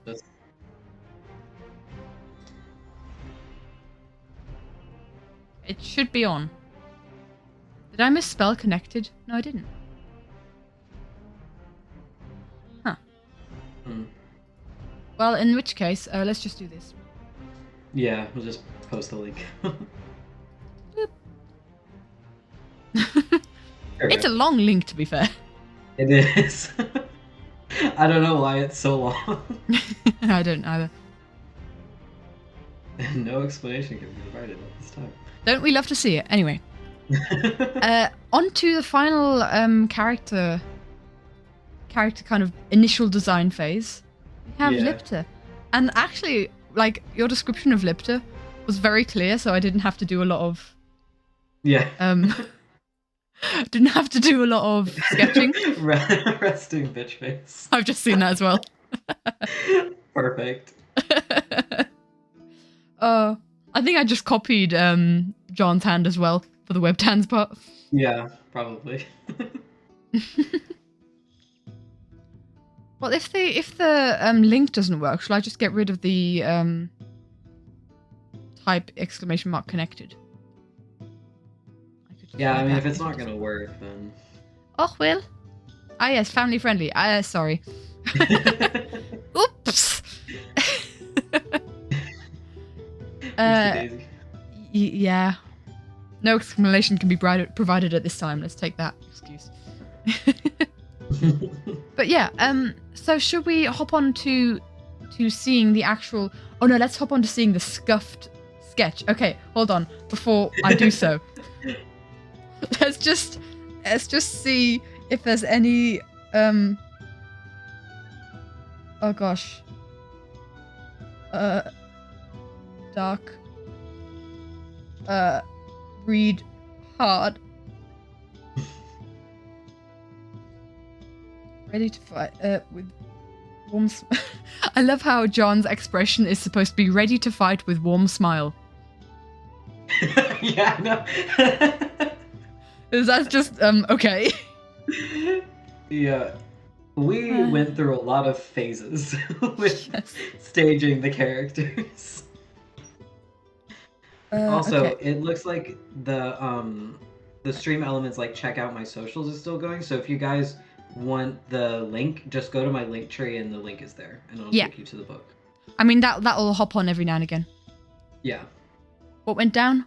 Not much went down. We're accidentally no longer family friendly. Yeah.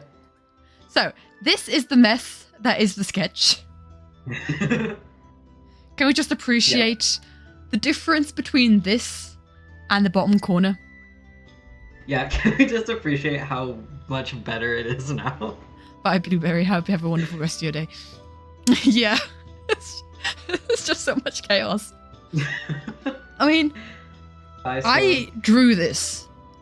And I was here for every part of the journey to drawing this, because it was me who did it. I don't understand what's going on here. Nope.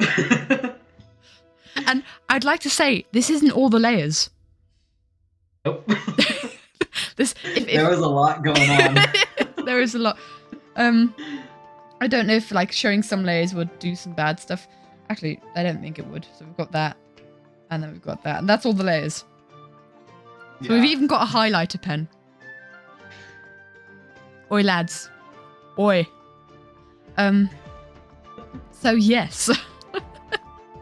That is the chaos that is this.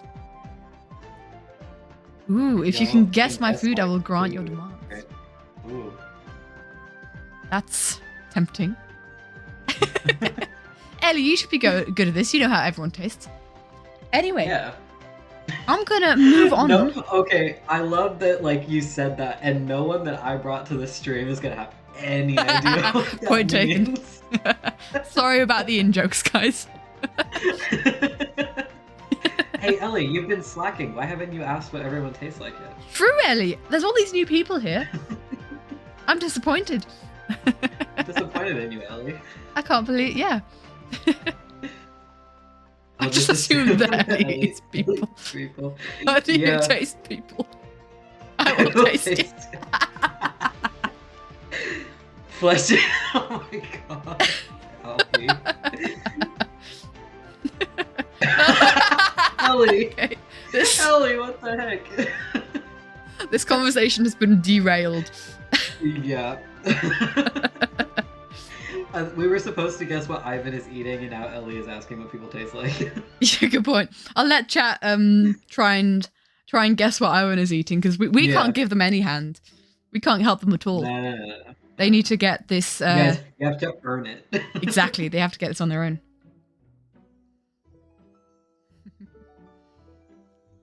You taste people by biting and. It was really difficult, like getting Lipta and John in the frame as well, because they're so tall. Yeah. So I'll move over to the actual drawing. I have to find which one it is, because I've got so many different variants. Alfie's guessing a hamburger. It's taking so long to load since it's such a big document. Okay, are we ready, guys? Are we ready for the replay of the entire, well, definitely the front cover. Yeah. Because the back covers, they're not as like time invested. Yeah. So here we go. So this is from the original sketch. And I actually had Ekor's pose pretty down. And can I just say, antlers? Why did you have characters with antlers? You've You know. you've given me a great deal of pain. The day after she finished drawing um drawing the antlers, she sent me a screenshot with like a recommended video of how to draw antlers, and she was like, I hate everything. Yeah, yeah. It took so long. And you think Echo's antlers were a pain? Look at the You're right, position the of spiders. Yurei's. Yeah. I thought I knew pain when I'd drawn Echo's antlers. You can see like, nah, I'm not doing that. Yeah, just like nah. Moving on. Just got circles. And then the next challenge was to kind of position John and Lipta, because we had a very good idea of how we wanted Echo and Yurei to stand. And then just kind of like adding John and Lipta to the drawing, it was very difficult because A, they're so tall. Yeah. So they'd be towering above Echo and Yurei if they were very close. So... Oh, yo! Stream Elements has caught up. Oh, it's working. It's very, very, very, very delayed. What the flip, Yeah. Stream Elements? But you can see here it's very crowded with a lot of big people, and it's like how to fit everyone in there. Eventually, also- we were on a call and we were like trying to figure out how to put them in there, and I was like, what if they were on a hill? Yeah, so I was like, okay, distance. Yeah, so that's why like John and Lipta are further back, because, and you can see that here where she's drawing John further back, is because we just had to figure out how to make them be in the picture without crowding everything. Yeah, exactly. And at one point I was thinking like they're just going to be silhouettes on a hill. You good with that? Yeah. I was so close to giving up. I was like, ah. I felt bad because like everyone was like, you don't need all of the, like there's so much going on the cover, and I was like, I know, but I want them to be on the cover. Yeah. So at this point I'd just given up on any kind of posing, and I was like, I need a success. Yeah. I need to experience success, so I'm just going to do Echo's line art. Human flesh with a side pickle. Honestly, sounds very Ivan. Sounds like an Ivan meal. Ooh, sorry, I didn't mean to knock my microphone. Oh. Also, learning how to draw braids. I've drawn braids so many times, and there's a technique to it, and I don't understand the technique, even after I've done it as many times as I have. So, yes. I'd like to say as well, like, I've been complaining a lot about the process of this drawing. I enjoyed it. I enjoyed it so much. It was such an awesome learning experience with all the different poses. And like going through it all, I was really hyped because I felt like I could see my art upgrading or improving while I was drawing it. So that was just, I enjoyed that part. I think we're going, yeah, here's Yurei's horns. Horns? And antlers. Antlers. Struggle. Yep, the deleting of everything. Also, having to wrap my head around, because Echo and Yurei have the same antler shape, having to wrap my head around how it looks from the front and how it looks from the side. Oh my gosh. Thank you, Ranglet. Very lovely of you to say. But, oh, it's just, I was so happy when I got it done. I think I sent you a screenshot going, I got the flipping antlers done. Oh my gosh. You were so happy. Good question, Ranglet. Do you want to answer, Hawke? Do they shed each year? I don't know. I didn't know. I gotta be honest. I didn't know that was a thing. Yeah. I'd say probably not. Just like because they're humanoid, and so they don't have like that specific thing. They have to like take care of their antlers. But I don't think they necessarily shed like We appreciate the struggle of the like they would with like actual stags. I struggle with hands so much. This is just me struggling with how to hold hands. I think I did, I spent an entire day's drawing just doing Yurei's hands. And then I was like, I'm done for today. That was way too much energy. And now we're finally getting to some John and Lipta poses. Yeah. After having...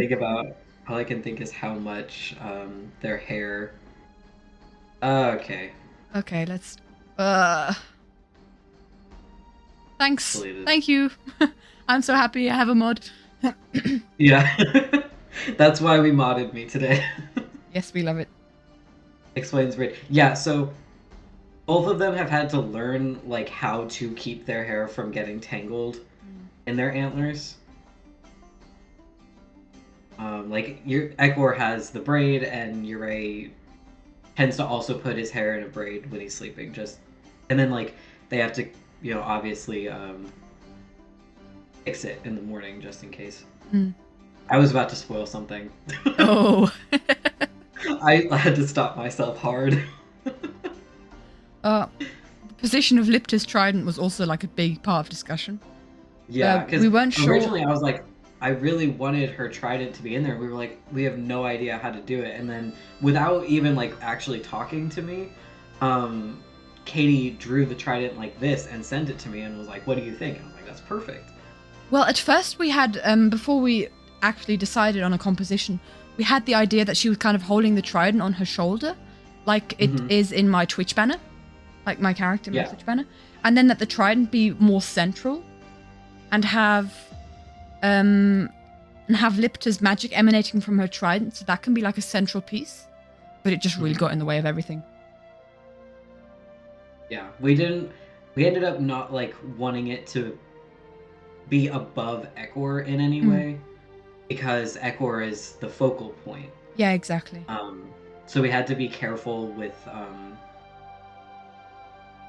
positioning the trident. Like a sandwich of any kind. Hey, that's a broad... You know what? You know what I think that Ivan's eating? Food. I agree. Is that precise enough? Ooh, hello darkness, my old friend. Plunge into darkness. Oh, this is where I was like, I don't really fancy drawing Lipta's line art. Let's just do some colouring instead. Oh, yeah. And then we've got the base colours that we attribute to each character. Yes, you're welcome. So... Oh, and then we've got... As you can see, like, the first designs of the characters are popping up here and there. So, yeah. Oh, Lipta's hair, I thought, no, that's not cool enough when I first did that. I think I drew Lipta entirely, like, twice. Yeah. Because I wasn't... I think I was drawing... I did most of this in lecture hall breaks. Like, breaks between lectures. Just sat in the lecture hall. Makes you wonder how many people have been privy to the creation of this cover by just looking over my shoulder. Yeah. Because, actually, funny story. Once I was drawing an emote or like colouring an emote for Vern, and a guy behind me, like 2 rows behind me, that I had talked to like maybe twice before, kind of brought it up to me when we next saw each other, like, what were you drawing there? I was like, oh, yeah, I was doing that. Okay, Ellie said, I still don't know who is who. Yeah, pink is Lipta, purple is Yurei, green is John, and red is Ekor. Yeah. Lipta be tall, John be second tall, Yurei and Ekor be the same. Be small. Yeah, here's my second try at Lipta. Yeah. I do think, love how she came out. Yeah, I think I went through a couple of like revolutionary moments in generally art when I drew these dudes. Yeah, because the perspective was weird.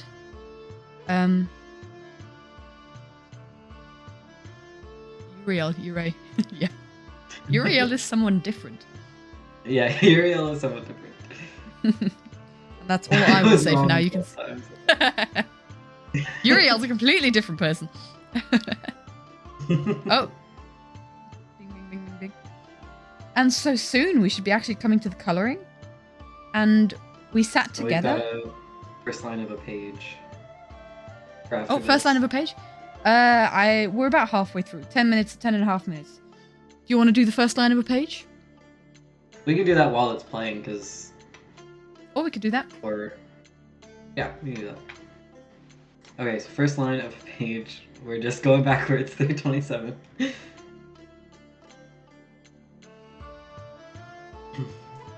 Both Marcel and Ure laugh about Ekor's wet hair, which has hastily been thrown into a braid down his back.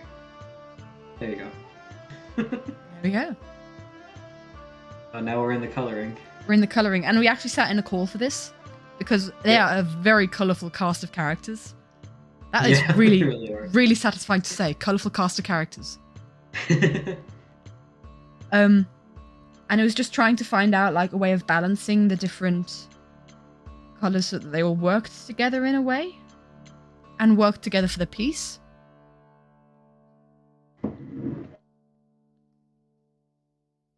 What's an engine? By the time we did this, I had like such a clear idea of what I wanted them to look like, and I was just like trying to put it into words.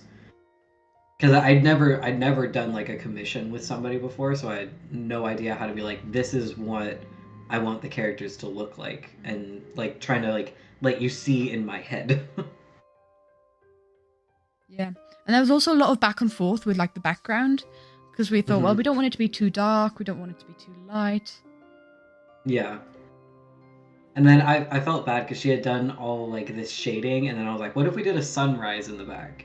And we were trying to figure out how that would work, because like I didn't like how dark it was, because yes, this story has dark moments just like any story does, but ultimately it's about family and friends.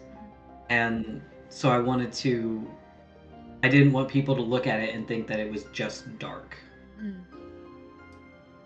And this was a conversation where I was like, yes, Lipta's magic must be pink, surely. And then I just reached out saying, please can Lipta's magic not be pink, because this isn't working. You were like, yeah. It never was pink. I was like, yeah, what? Actually, it never was pink. What are you talking about? Like, oh, I've made wrong assumptions. No, but we've got a whole shading part now. Oh, can we also appreciate glowing freckles? We love glowing freckles. We love the freckles. Yeah. I did a whole lighting bit, and then we decided the lighting was coming from behind, and I was like, yeah, I guess I gotta do all that again. Yeah. But that's a whole part of it.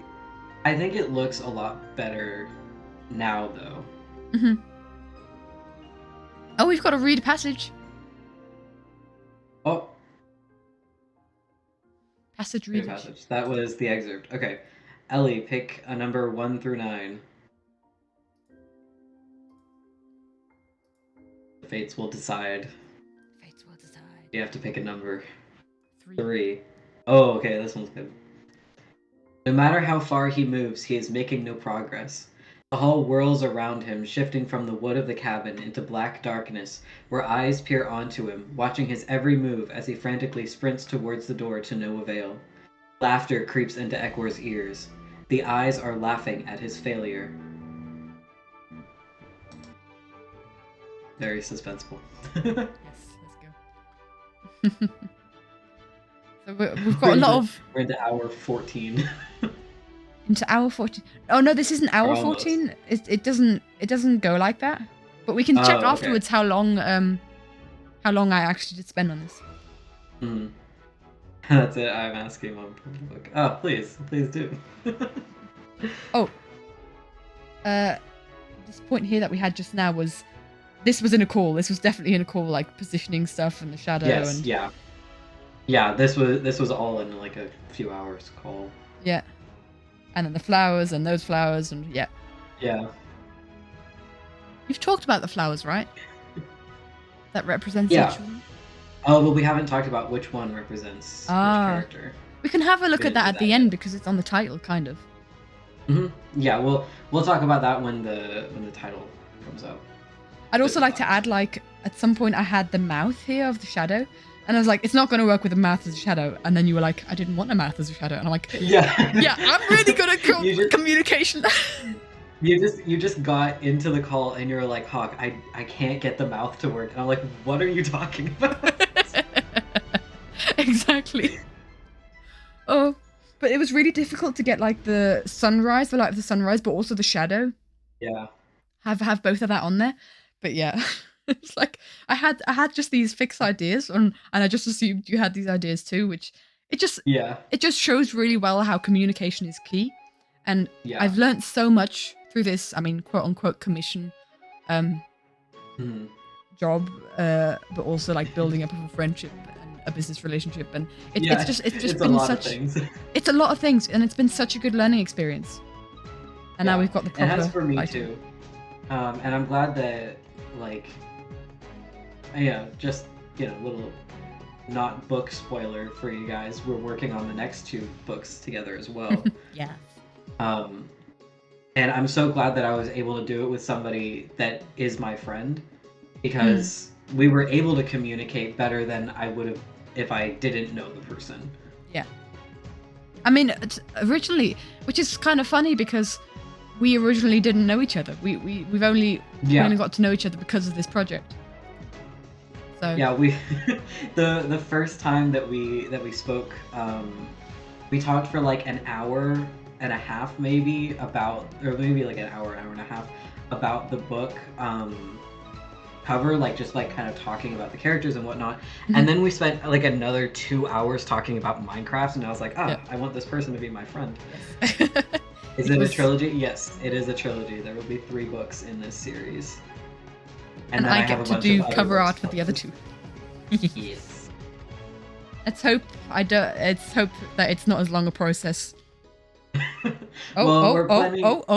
We've got a little thing here. Oh. There we go. There we go. You guys see it? You guys see it? But what does it mean?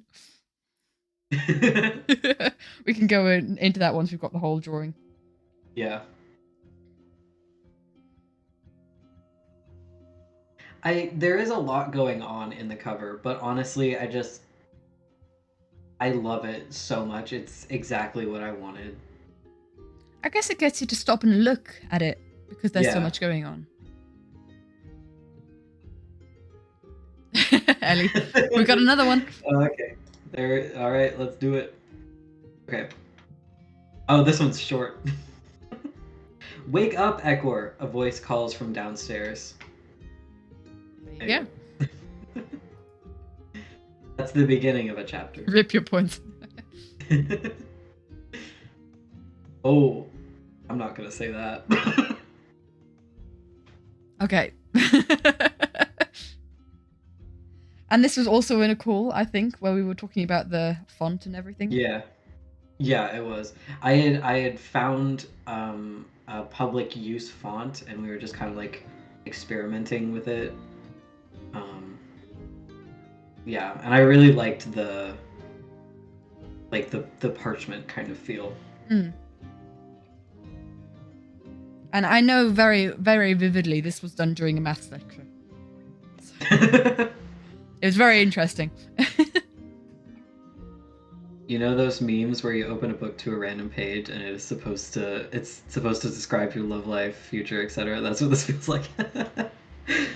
Echo, get out of bed. Yeah, that's relatable. Yeah, I feel that. That totally, yeah. So yeah, the title part. And flowers. I'd like to say these flowers are not my own, they're flower stamps, but I have permission to stamp them on stuff. Yeah, we found public use stamps for like the flowers and everything. I don't have Ellie, you'd have to channel redemption for that, my friend. Yeah, you'd have to do that. Let me see what that one is, just out of curiosity. Have you tried actually dating someone? No.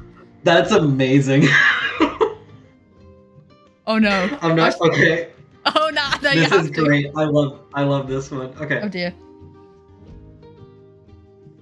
Ekor very strongly wants to step out and declare himself, but something tells him it would be better to keep his position secret until the right moment. Oh, That's your love life, Katie. that's I'll take that. I'll take I love that so much. I love that so much as well. Someone clip that because that's perfect. Incredible. I love that. I'm gonna. You know what I'm gonna do? That's gonna be one of the ones I post. Let's go. That's amazing. That is amazing. In the meantime, we have finished the drawing. Yes. So there you go. I do wonder, do we want to kind of like go through like a couple of the details of the drawing? Because we haven't actually done that yet. Yeah. How accurate is it? I'll leave that to be interpreted as you wish. Oh, what do we want to say? I mean, we could talk about the flowers. Yeah, let's talk about the flowers. Connects to which character? So we've got the red poppy, which is. It was pointed out to me that some people might think it's the opium poppy. It is not. It is a red poppy. It's just a flower. It's not anything like that. And I do address that idea in one of the early chapters. But yeah. I love how you addressed it as well. It was like so innocent. Well, I had to because it was like. It was pointed out to me that some people might think that, and I'm like, no. It's actually quite good that you did it as early as you did. Yeah, I think so. So yeah, Ekor is the red poppy. John is the blue cornflower. Lipta is the pink tulip, and Ure is the purple iris. We've got to hydrate.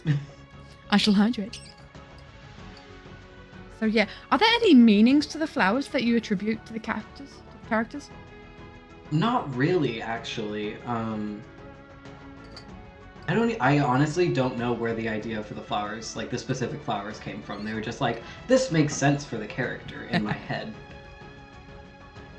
I don't know why. I do understand that though, because like cornflower is quite a modest flower. Can you see it in fields and stuff? And not too flashy, but you really can appreciate it. It's really pretty and it stands out nicely. And that kind of feels a lot like John to me. Yeah. Poppies, I'm very biased about poppies because I love poppies. And poppies, especially in the UK, have a very special meaning of remembering those who have fallen in World War II. Or generally all the world wars or any kind of war. Yeah. It's got the catchphrase, lest we forget, so we must never forget. So poppies hold a very special part for me in the history of my heritage, and I don't know if you guys have that as a poppy as well in the US. But it's really important. If you look up, I think it was around Tower Bridge in London. If you look up the 100-year anniversary of World War II, Tower Bridge, which is a place where they used to keep prisoners in London, I think. I can't write bridge. My brain's just fucked. Tower Bridge poppies? Maybe? Yeah. So they put all these poppies in like a field around Tower Bridge. I can show this on the screen. Let's just full screen that. Oh dear, that didn't work out.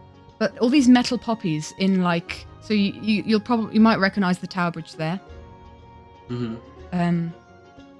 it was the Tower of London, not the Tower Bridge. But you could like, for the 100-year anniversary, there was this entire field of poppies even flowing out of everywhere. It was gorgeous. And yeah. That's beautiful. Yeah. So poppies are very. They mean a lot to me, and just generally my family. We have a car. We always name our cars, and one of our cars is called Poppy. Oh, I love that. But to me, poppies have a lot of like respect connected with them.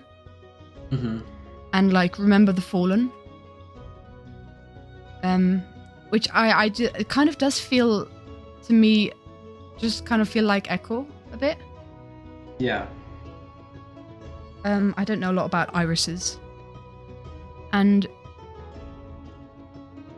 but they look very regal in the sense of, you know, Ure is a, you know, a prince, Yeah.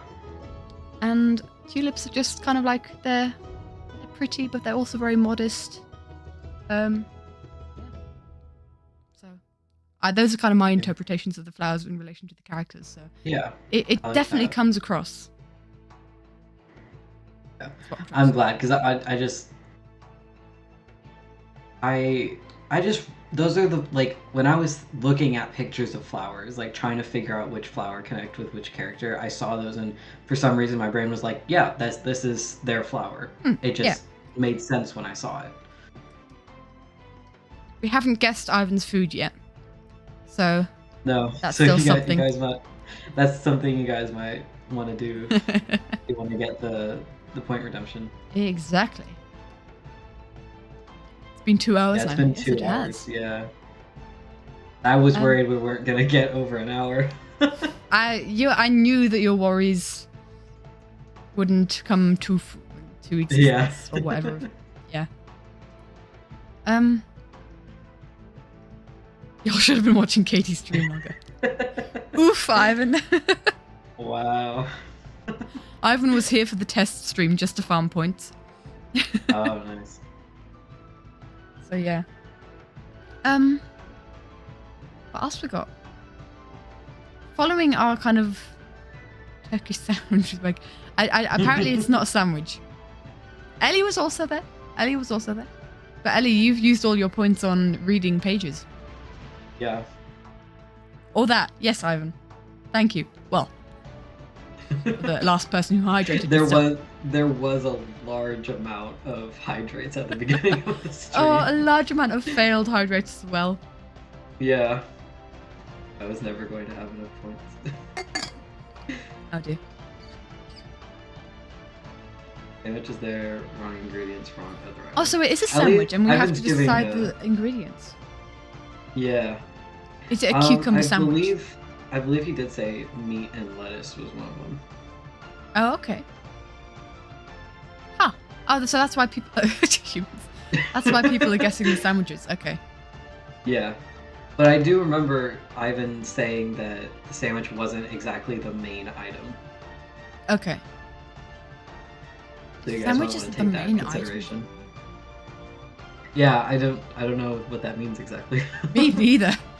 What else would be the main? Because you've got... Huh?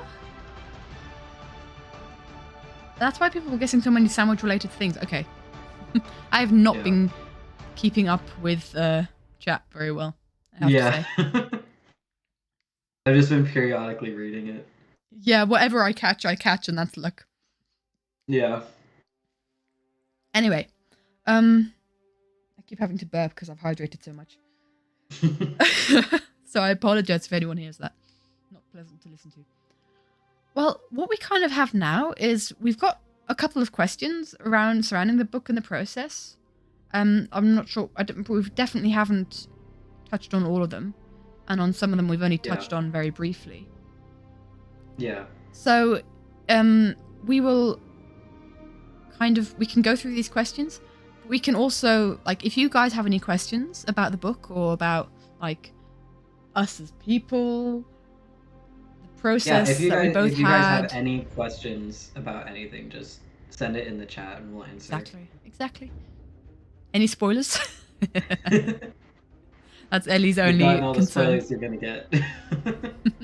Well, unless Ellie hits a good page.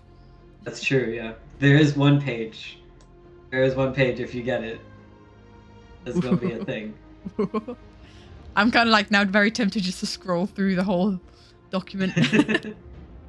Alright, 113. That's way... Okay.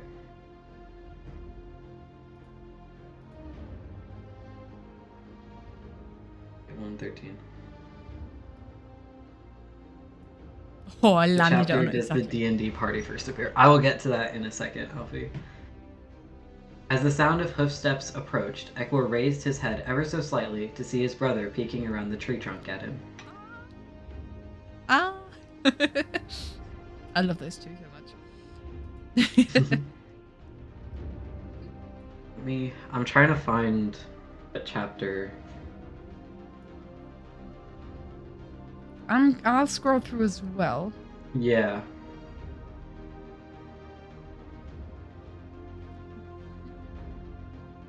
Okay, it's definitely not that early.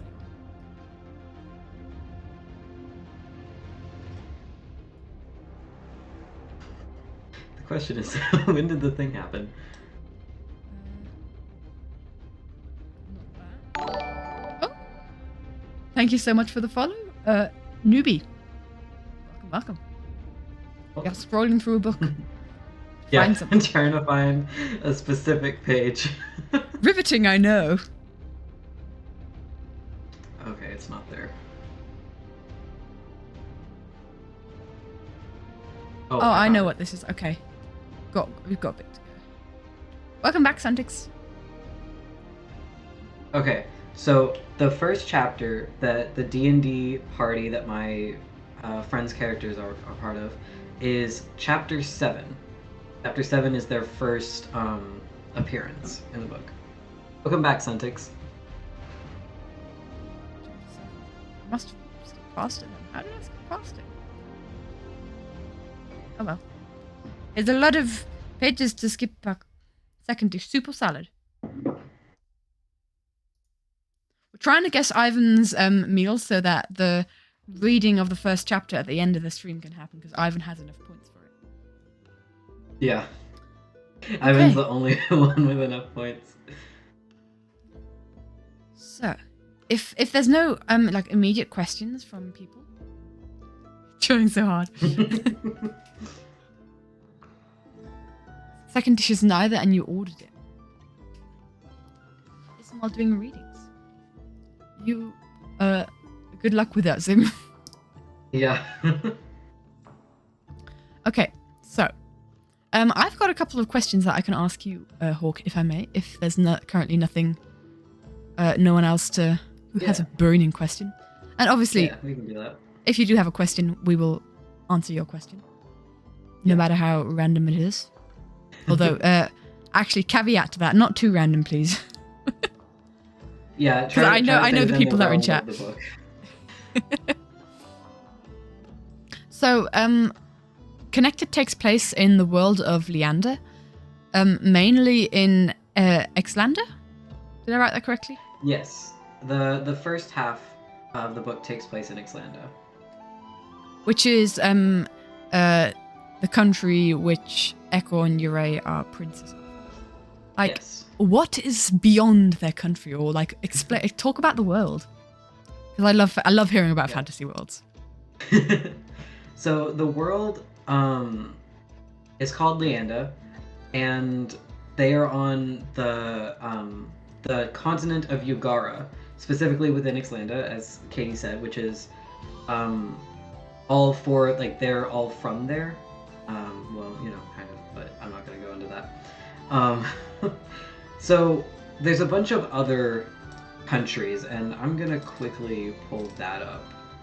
There's a bunch of other countries on the continent of Ugara, one being Pixa, which is the Mesa Kingdom. It's mostly Mesa, to the south of Ixlanda. Latiendo, which Alfie will recognize the name of.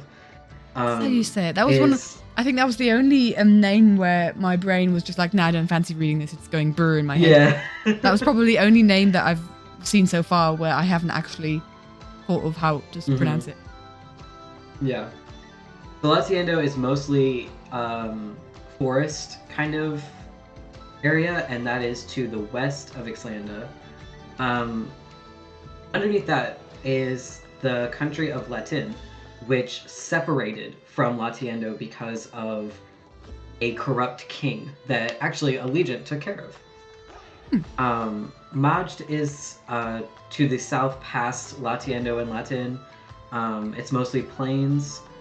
So this is the other one that I hate saying So I'm changing the name at some point. So I'm Okay. I'm not even gonna say it. But there's another kingdom that is mostly like swamp that is to the northwest of Ixlanda. And they he almost took care. Yeah, no, Vanya can attest. They almost took care of him. Um, but that kingdom is actually the only like violent kingdom where they will try to basically take over any kingdom that they can. However, they don't have like access to magic like the rest of the nations do, so they're like less powerful even though they're more violent. Pixa have been allies with Ixlanda since the beginning of um, Ko, who is Ekwar's mother's rule. Latiendo, they had a long-standing alliance with that was tested when Latin split off. Tabbed, which is actually I didn't talk about this one. Tabbed is the mountainous kingdom to the west of Latiendo. They're a newer kingdom. They like took over that area more recently. Um, and they have many resources from their mountains. That Ixlanda, who is also a mountainous kingdom, they also have. So yeah, that's kind of like the relationship. So they only know this continent. Every kingdom on Yugara only knows this continent. Um, the rest of the world is still like unexplored for them. So there are other continents, there are other countries, there are other places that the people on Yugara just don't know. Um, that they may eventually know. The technology has advanced fairly quickly. They know how to capture fire and use it in lamps. They teach math, science, evolution, literature, and history. Everyone in the world is an animal hybrid. Typically, in Ixlanda, the people are, kind of more foresty, kind of. But because they live close to the ocean, there are lots of fish hybrids too, like Lipta and John. There's one thing that is kind of important. There are past lives. Reincarnation is a big thing in Yugara's like culture. Some people remember their past lives when triggered with a memory or image or person, and some people aren't able to remember. Some people are able to be helped into remembering, and some people just like the memories are blocked off for them for whatever reason. Like if you have a particularly traumatizing life, you're not going to remember that one. Like it's that kind of thing. So that's kind of the world that they know so far. And there was a question from Ellie. Any of the characters have disabilities or mental illnesses? Yes. Ekor struggles with anxiety. Um, and John suffers with depression because of some things that happen with his grandparents. And Lipta and Uri also have some kinds of mental illness, but I'm going to leave that for the book, especially Lipta's. Um, is everyone from past life, or are there some new people? There are new people. Ekor and Ure are actually what are referred to as new souls. And Alfie, I promise I will get to your passage in a second. Um, they're what are referred to as new souls, meaning that they have never had a life before this one. We don't know if Lipta or John have had other lives before this one, but we know for a fact that Ekor and Ure have not. Is the ocean inhabited? Yes. There are plenty of like regular sea life that aren't hybrids. It was mainly like groups of um, sea creatures that were given these powers, and not all. Like so, there are axolotls that are just axolotls. There are cods that are just cods, but some of them like evolved into being humanoids. We don't know There's if a they have another question life. way up Yep. from Melody. What are the characters' favorite foods? So, in some of my research, I learned that axolotls and I believe cods as well tend to eat smaller fish and crustaceans. So Lipto really likes like crustaceans like shrimp and lobster. I think lobster is a crustacean. Hmm. Um, and John just likes fish. He just he'll eat anything. And Egor really likes different kinds of fruit. Just like any kind of fruit, he loves them. And Ure tends to enjoy nuts more than anything else. So they all have like different kinds of foods that they like, but not like most of them aren't really picky about what they eat. But Egor and Ure are both vegetarian. They do not eat other animals.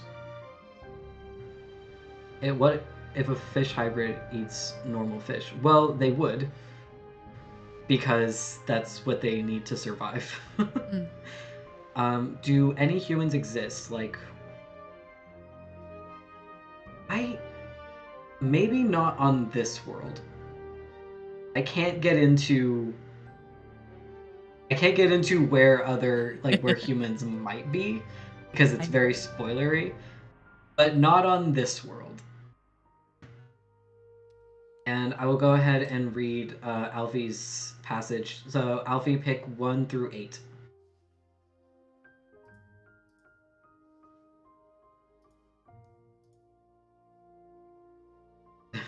Side-eye. Suspicious. Write that down, write that down. 5. Oh, Vanya, Alfie, you'll love this one. Okay. At some point, I was hiding behind Vanya's wings, and they straight up lobbed me across the room. I know this part. Do you remember that, Alfie? Do you remember that? Remember. Oh, I remember reading that part. Alfie's like, yes. Good choice. The Fates loved that. Okay. Okay. So if anybody else has any questions, again, feel free to send them in. Even if Hawks misses them, I've got an eye on all the if they're currently like answering a question and then another one pops up and then with other chat messages, I will scroll up and I'll keep an eye on the question like I did for Melody. So don't worry, your question will be answered. Questions. Exactly. We had the question like, as a person who struggles with naming people and places, how? But we kind of went through your naming process. We kind of went over that. But just like even with the names of the different kingdoms, countries, they're good to remember. I mean, like, sure, okay, I couldn't give you them all right now, but if I see them on paper, I'm like, oh yeah, that's that kingdom, and it's quite cool. No humans exist in the world. How have they become humanoid? Gods. As I said earlier, the ocean gods before they left gave the ocean creatures the ability to evolve into humanoids, and so what's to say that other gods didn't do that for other creatures? Are there any side characters with detailed lore that isn't in the book? Yes. Peter. Peter is important. Peter is very important. Cool. Is there in the future going to be a Peter fan club? Because we have a couple of characters where we're like, yes, there's going to be a fan club, and one of us is going to be the leader of the fan club. There's already a little bit of a fan club with the D&D group, because from what I understand, several of them really like Peter. Peter. All I can think of is Peter Pevensey from Narnia. Yeah. Man, I love how we're still trying to find Ivan's food. Discover Ivan's food. Yeah, we're still trying to figure that out. If something happens to him, I will destroy things. I mean, I've only just been introduced to Peter, and it's like, if anything happened to him, I'll destroy this room. I'll kill everyone in this room and then myself. I always mess up that quote. I always mess up that quote. I love side characters with detailed lore as well. Yeah. We've kind of touched on this, but my next question is like, how like Minecraft was kind of the catalyst for all of this, or how it Yeah. influenced it. Do you think there's anything more to say about it, or have we touched on? I feel like we've kind of covered it. It was like Minecraft basically got me into writing again, and that kind of influenced influenced the story that would then become connected, even though like they're very different now. Mm-hmm. Well, it's been Minecraft's been like a big thing in like our friendship and Yeah. as stuff progresses, as you'd probably expect from us. Let's be honest. Well, one thing that I think is interesting is we met because of Minecraft. Yeah. I was watching Scott play I watched Scott play Empires, and then I watched Scott play Third Life. And I really liked Third Life. I got so into it. And then I ended up like watching Last Life. And that's where I found Katie because I, just popped up in my recommended, Who Are You Really? And so I clicked on it and I really liked it. And, I saw that she was selling prints and I was like, I really want prints from, I think it was the other one. What is it called? What is this? Everyone Wants to Rule the World? Yeah. And there were two that were just like my favorites. It was Etho and B-Dubs holding hands in front of the Wither, and then Martin with the ghosts of Jimmy, Impulse, and Mumbo behind him. And so that was yours. So much. Yeah, that was mine. I tell you what, I had so much trouble. So much trouble printing that out. I broke like 2 printers at the print shop. Oh no. And then I did like a test print of Mumbo and of Martin and the Ghosts, and I have that test print hung up at my on one of my shelves right now. I kind of stole it because I didn't actually pay for that thing because it was a test print. Oh. Shh! Don't come for me. Yeah. But that's how we met, because the first time we spoke was when I was ordering those prints, and then I was talking with my dad about how I really liked your art style, and I was like, I really want her to be the one that does my book cover. And he was like, well, you should reach out to her. I'm like, there's no way she's gonna say yes. She's so amazing. There's no way she's gonna say yes to this. And then you did, and then we talked, and it was great.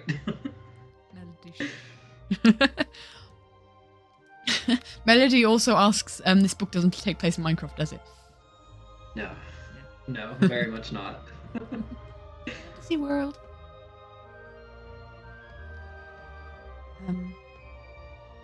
Yeah, no, for me it was just like a really cool experiences in the sense of that someone actually trusts me with such a big thing.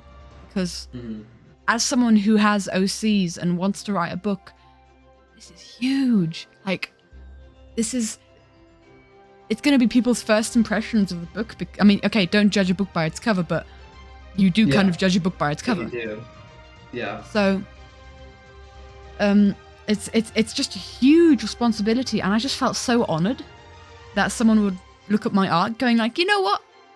I want my first book kind of riding on how well this person can do at making a cover. So it's absolute honor that you reached out to me. I was just like really kind of like, oh my goodness, wow. So not judging a book by its cover defeats the whole purpose of a cover. Yeah, I mean, that's what you look, that decides what you do. Like, you look at the cover, you look at the title, and if you like it, then you're more likely to pick it up. If it's unappealing, then you're going to immediately put it back down without even reading the description. Mm-hmm. It does sound and look interesting enough to read. Well, I hope so. Yeah. Gosh, Ivan's got the most intense sandwich in the world. I know. Unknown. Is it like bat meat got or something? 2 toppings left or something. Oh, did we get the meat? No, one is the unknown meat. Yeah. 11.9K right now.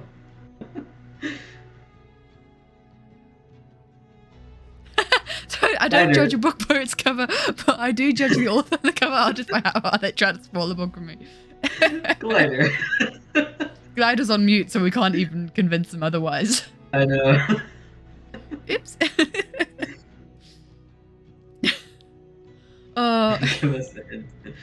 Ivan, you must give a hint. They don't know what it is.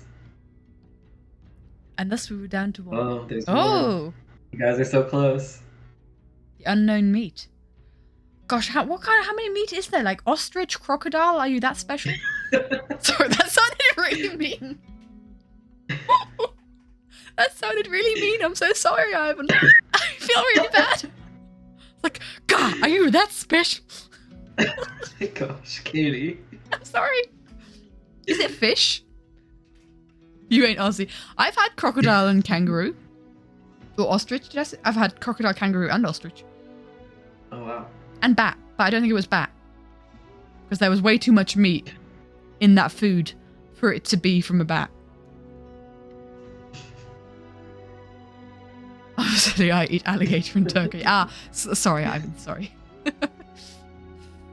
Have we guessed turkey? I thought someone had already guessed turkey. Not meatball, but on the sausage. Right track. Sausage? You're eating sausage? How could you eat sausage? It's so nice. They're bats that are 4 feet. Well, the bat that I ate was from Austria. I said Australia there. It was in Austria. So they don't have huge bats over there, I don't think. I've completely lost track of everything by looking at. Did anyone have a question that I missed because I started focusing on Ivan's food?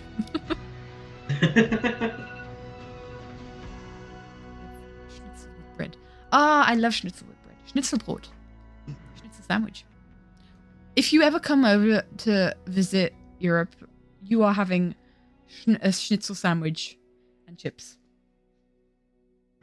I'm very happy with that. If you ever come here in summer, I don't know if they're still open. I haven't been in a long time. But like the swimming pool in my village makes the best schnitzelbrot and chips. It's the best. Best bat is Elias. Is that another reference?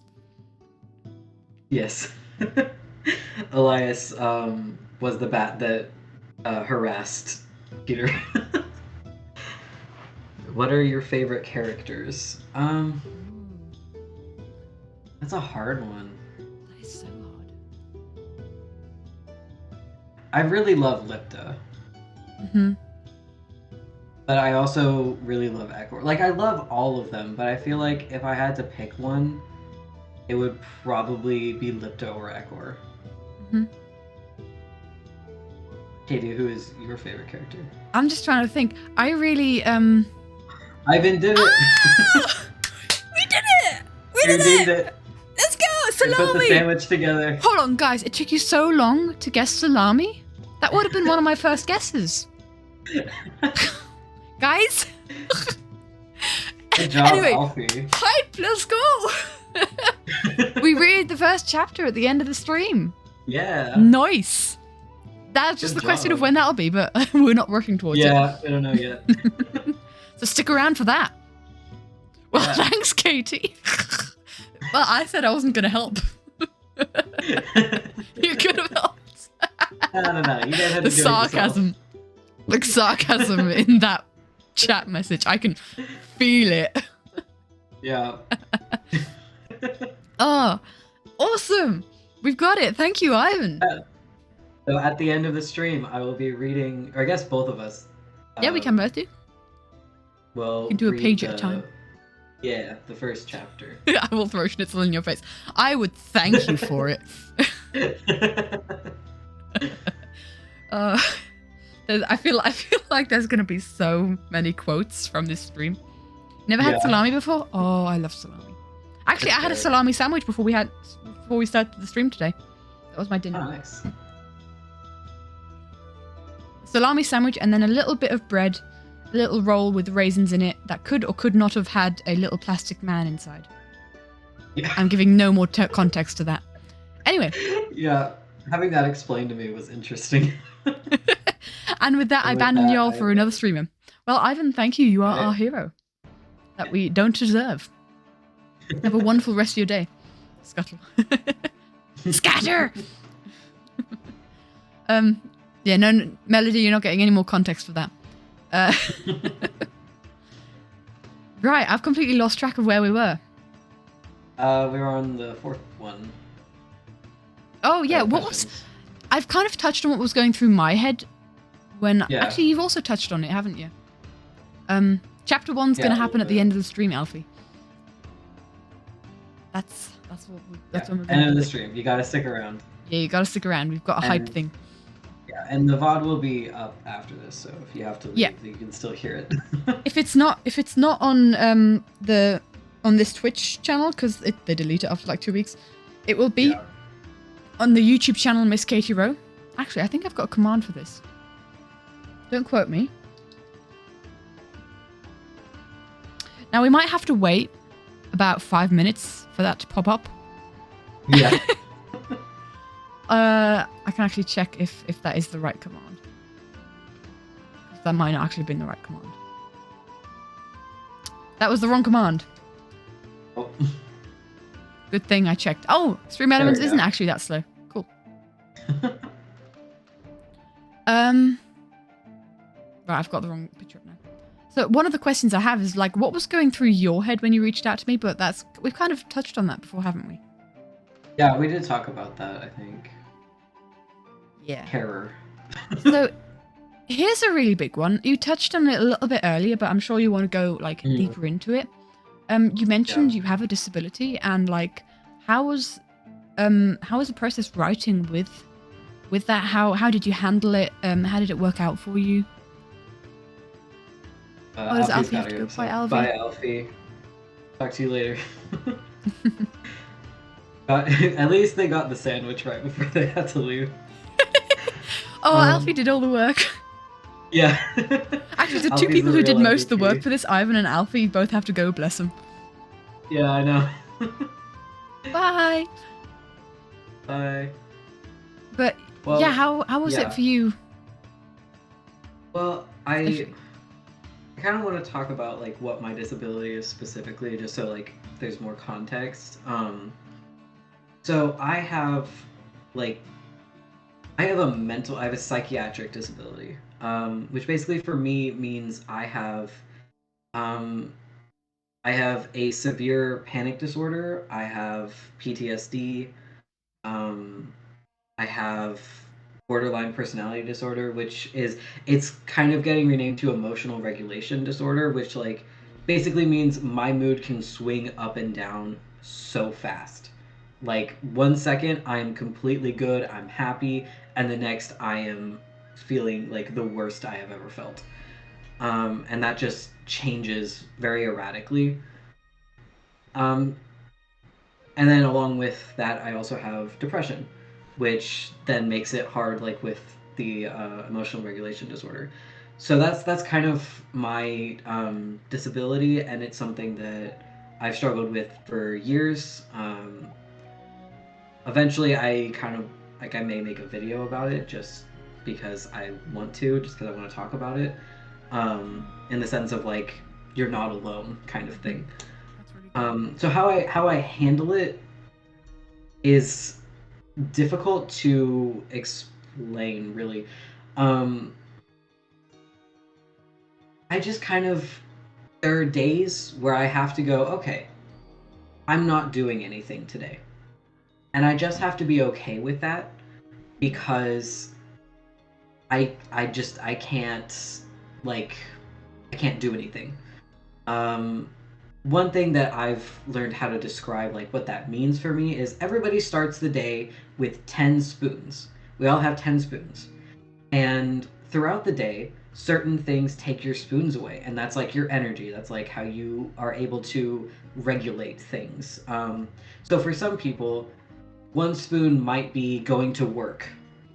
For me, I wake up in the morning, I get out of bed, that takes a spoon away. And by, like, I start with 6 spoons. We'll say most people start with 10, I start with 6. So for me, getting up and like just getting out of bed may take a spoon. Going and showering may take a spoon. Eating breakfast or finding what I'm going to eat for breakfast may take a spoon. And then eating it takes another. And then I'm at 2 spoons. And that's just my morning done.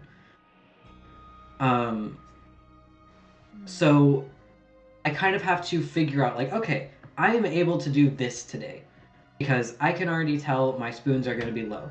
And so, like, let's say I go through those 4 spoons, but then I have a doctor's appointment. And so I have to get in the car and drive to my doctor's appointment. That takes a spoon. I have to check in. That takes another spoon. And I've just gotten to my doctor's appointment. And so then I'm going into the doctor's appointment and talking to the doctor. That takes another spoon. But I don't have that spoon. So what does that mean?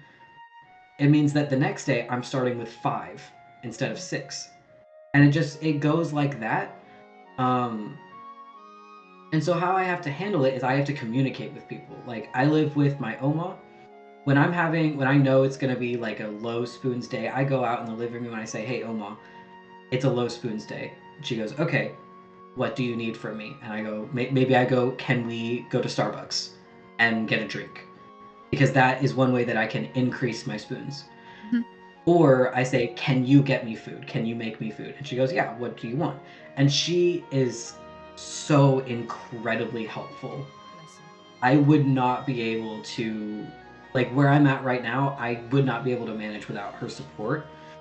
And that's why sometimes I'll like text you or I'll text Alfie or, somebody like that, just like, "Hey, I'm not feeling good right now. And if you have time, I would like to be able to talk to you." And that's also helpful. And so it's like regulating that and then like putting writing on top of it is like, okay, sometimes that increases the spoons that I have, but a lot of the time it's like I'll write a chapter and then I'm done. I can't do anything else today. And so I just kind of have to monitor how much I'm able to do each day. Mhm. And that can be difficult. And sometimes I don't write at all. And sometimes I write a lot. And it just kind of depends on where I'm at. So with my disability, how do I handle it? I just have to go day by day. I just have to figure out what I'm able to do that day and do it. And if Mhm. that means that I lose spoons for most of that day, then that's what happens. And I just have to keep going. And if anybody else has like a similar experience, whether you're disabled or not, whether it's just like your anxiety is really high one day, just take some self-care time, honestly. Mm. That is the biggest thing that you can do. Like if you're at school, if you're at work and that's stressing you out, then just like take a second, if you have earbuds or headphones, just like put that on for a second when you're able to, listen to a song. Just do something for yourself. Mhm.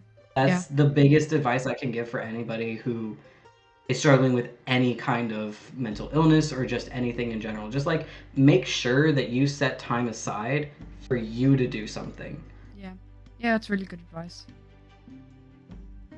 And I think I feel kind of honored that you trust me in moments of need, and it's really good that you can reach out to people, because Yeah. reaching out is like the first step, and it's really good that you know yourself so well to know when you have to take time, and that you do actually take that time, because a lot of people don't actually like respect themselves enough, I guess, Mm-hmm. to do that. And it's really strong that you know how you work, and then you respect that, and then you take your time. And dude, you wrote a book in 10 months. Oh my gosh. That is a feat.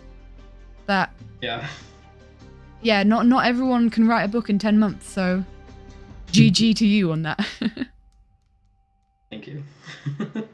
Especially with all you've got like going on the side as well. It's just really admirable. And I think it's also so cool that you're as open about it as you are, so that other people can kind of see your experience and think, "Oh, I'm not alone." And I can actually also do stuff. I can write a book. I can put myself out there. And that's just really cool. You're Yeah. really inspiring in that sense. Yeah, a large difficulty starting out was like, well, when you go to school and when you get a job, and that just wasn't in the cards for me. But it's like I can still do something. I wrote a Mhm. book. Yeah, even exactly. it, even if you don't feel like you're able to do something, it's like you can still do something. It just may be more difficult for you than for abled people or just like people without anxiety, people without depression. It's just like you can still do the things that you want to do. It just may take a little bit. Yeah. And that's totally okay. Take all the time that you need. Mhm. Because if it's important enough to you, then you'll pull through and you will make something incredible. Just stick at it. Exactly. And give yourself time if you need time. If don't beat yourself up if you haven't written a single word one day. That's all right. Hmm. Just take a nap, take a rest. Rest is so important so that you can continue functioning. Yeah. Exactly. So yeah, therapists Hawke and Katie, and I don't want to speak that over ourselves. We know nothing. I know nothing. I'll speak for myself. I know nothing. I have no education We're in not anything. qualified. Not qualified. Just speaking from experience. Mm. So I think it's just really cool that you open up about it, but without like asking too much, or obviously take your time on everything. But what's next? You've written a book. What's Yes. happening after? I have a lot of books planned out for this universe already. Um, Katie knows a little bit about the plans. Um, there are two more books in this trilogy that Katie and I will be working together on the cover for. Mm-hmm. Um, Fire. Glider's just like, there's nothing changed on the screen forever, and Glider's like, just yeah. burn it to the ground. Good timing, Glider. Yeah. So there. Sorry, that just tickled me. Yeah. So yeah, there's two books left in this trilogy, and then there will be two like kind of extra solo books based on this trilogy, and then there will be another trilogy where there will be a story about Lipta, a story about John, and a story about Ure.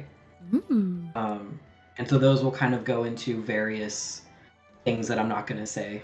Um, and then after that, there will be another trilogy, which will take place about 1,000 years after the end of book 3 for this one.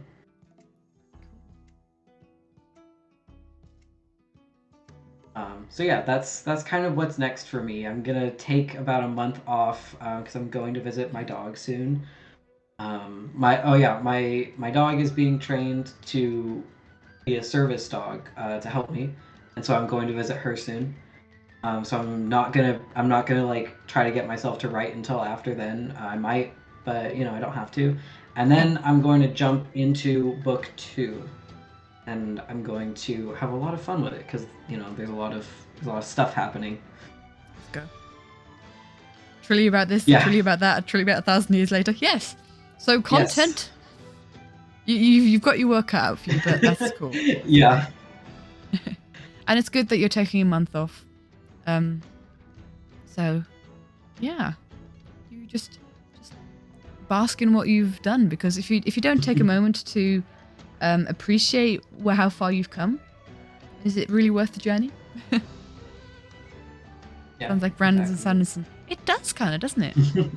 Glider's only got context from the chat, which I find hilarious. Yeah. Guys, should we confuse Glider?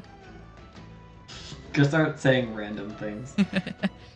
Glider would hate you if you typed in false spoilers, but maybe don't do that. That's maybe a bit mean. But Yeah. otherwise, feel free to confuse.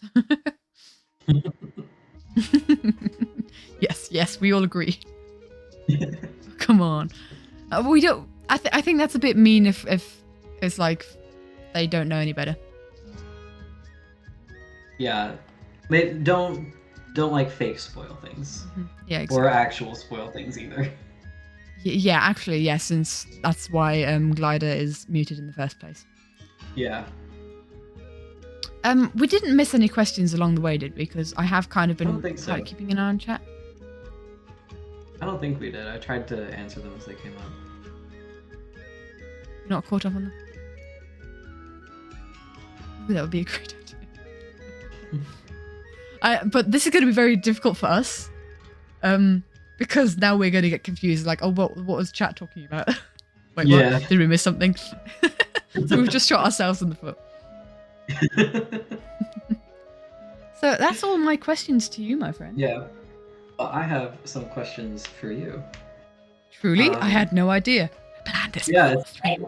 it's not like we planned this before we got on the stream. It's not like we sat together 2 hours before the stream started. No. Yeah, definitely not.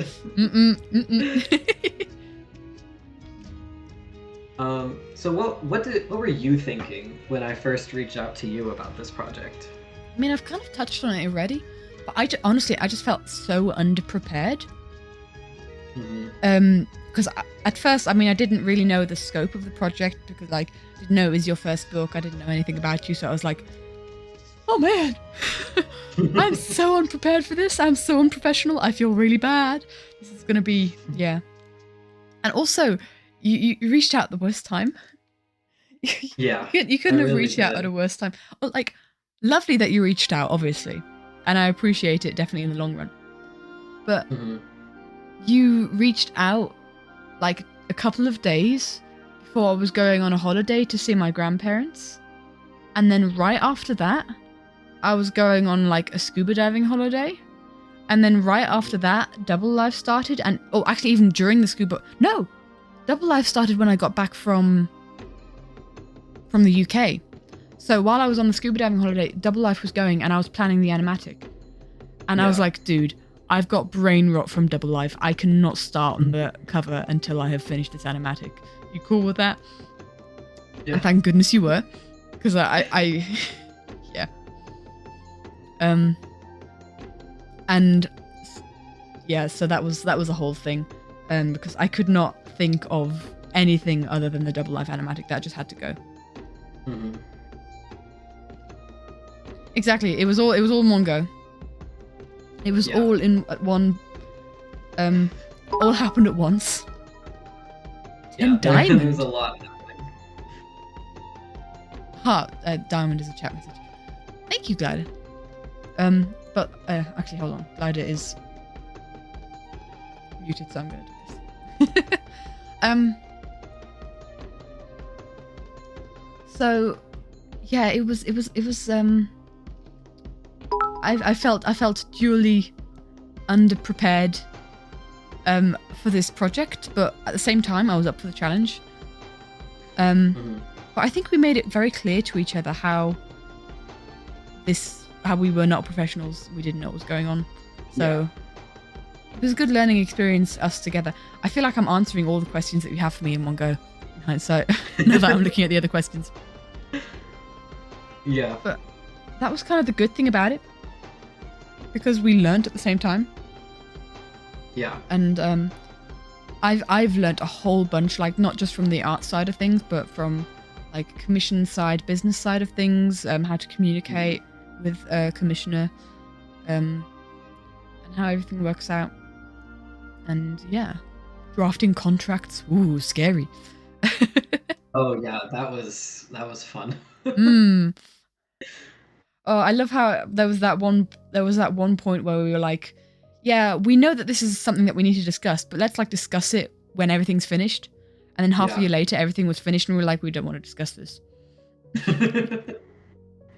So, yeah. Once, like, when we sat down to do it, it wasn't as difficult as I thought it was going to be. Yeah. It was more just like trying to figure out the ins and outs of everything. That was like, we talked about it beforehand, and then we started making the actual contract. Yeah. And now we know how to do it for next time. Which is really good. I mean, like, for me, if I were to ever get another commission, I mean, I've got a whole setup where I can open up commissions for people to commission me, but like I don't have the time for it at the moment, so I haven't done it. Yeah. But it's just really I've learned so much, And I'm sure you've learned a lot when it comes to like book publishing and Yeah. if you ever need to find, or if you ever feel like you'd like another artist for another of your books, which is completely fine, by the way. You're not bound to me for life. But we both learnt a lot. We've both learnt loads, and it's been a great experience. Yeah, it's been one of my favorite things, like learning about how all of this works, even though it's super frustrating. And then yeah, I think I said earlier, like being able to do it with someone who is my friend just made it so much easier, because it was like we sat down, we were like, we have no idea what we're doing, but we're able to like communicate in a way that I'm not able to do with people that I don't know. So it's all kind of like worked out perfectly in that sense. Yeah. And I'm just glad that we were both like sat there, one brain cell each, kind of going, Yeah. And then after the business meetings, you know, talking about Minecraft YouTube for a while. Yeah, of course. Is there any? Well, this can kind of be for both of us. Like, I don't know if we've tapped on this specifically, but how was it working with someone with such a massive time difference? Because not only were we doing this for the first time, but we were doing it where you're 7 hours ahead of me. Actually, I think. Oh, we gotta hydrate. I shall hydrate right now.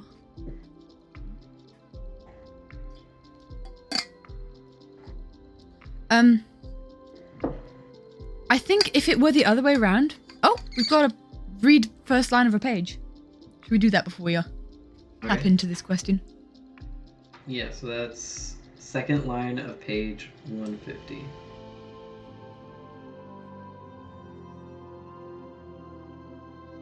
I love how we've just completely ignored. Letter. It's a letter. Yeah. Okay. So we had the first line of this one already. Oh, did we? Ah. Yeah. Okay. So this is the second line. This will be an informal meeting between yourself, your grandson John Masta, your son-in-law Rickard Masta, and Prince Ekor. There you go.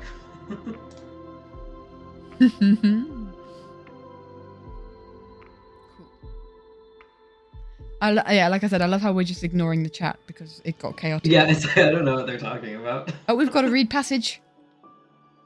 Oh. All right. Suntix, pick 1 through 7.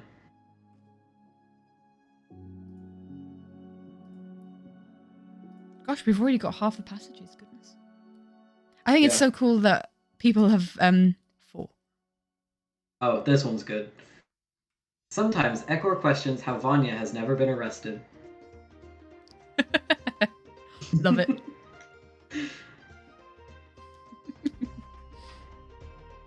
Oh. Okay, and now last line of page 150. Okay. But we're getting to the bottom of page 150. Yeah, but you missed 2 lines. So sincerely, Prince Ekor Exta. So there you go. That's the last line. I thought you said something else there, and I was like, oh, that's a spoiler. But then I realized, oh no, actually no, Ekor is a prince, and we all know that, so that's fine. Yeah, we all know that. That's fine.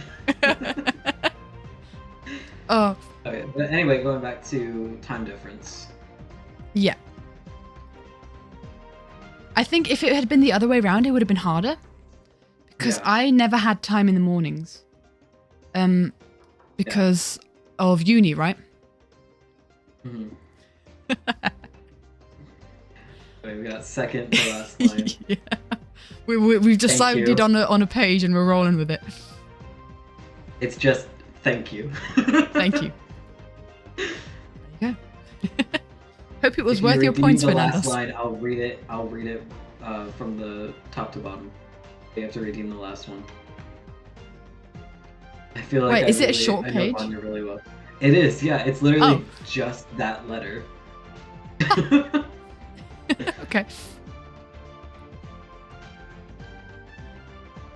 You feel like you know Vanya really well with all the questions? Cool. Yeah.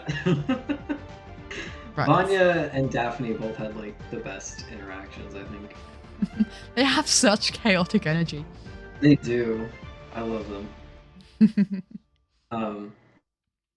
But I was always busy in the mornings because of uni. I had Yeah. gosh, your name lighting up in the in our document just scared the flip out of me. Oh. Sorry. Because that screen has been has sat like that for like the last few hours. Anyway, how many lines in the letter?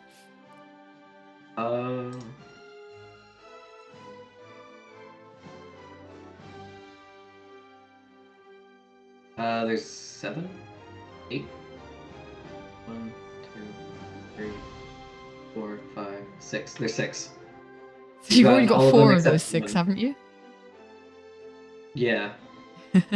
Well, guys, you know what to do? I didn't count the name at the beginning as a line, so technically Yeah. 1 and then 4. Or It would have been really cool if you just read the name, though. yeah. How many words is the book? In the book? I don't know. Let me look. Can you check that on Google Docs? There's 105,501 words. If I redeem 2 more lines, can we just read the whole thing? Yes. Yeah, that's fair. We've had them completely out of sync. Yeah. There's random lines all over the place. Not a lot of context. I don't know why you guys want this specific letter so badly. Okay, I guess I can read that in a day like fan fiction. I can't. I'm such a slow reader. Yeah, I'm not that fast with reading either. Okay, so we've got... Oh, fine. Okay. You read that, I've got to quickly do something. Okay. Mrs. Trina Jabal, Mr. Antron Jabal, your presence is requested at the castle in 1 fortnight. This will be an informal meeting between yourself, your grandson John Masta, your son-in-law Rickard Masta, and Prince Eklor. Please send your response with this owl as soon as possible. Thank you. Sincerely, Prince Eklor Exta. There you go. You have the letter.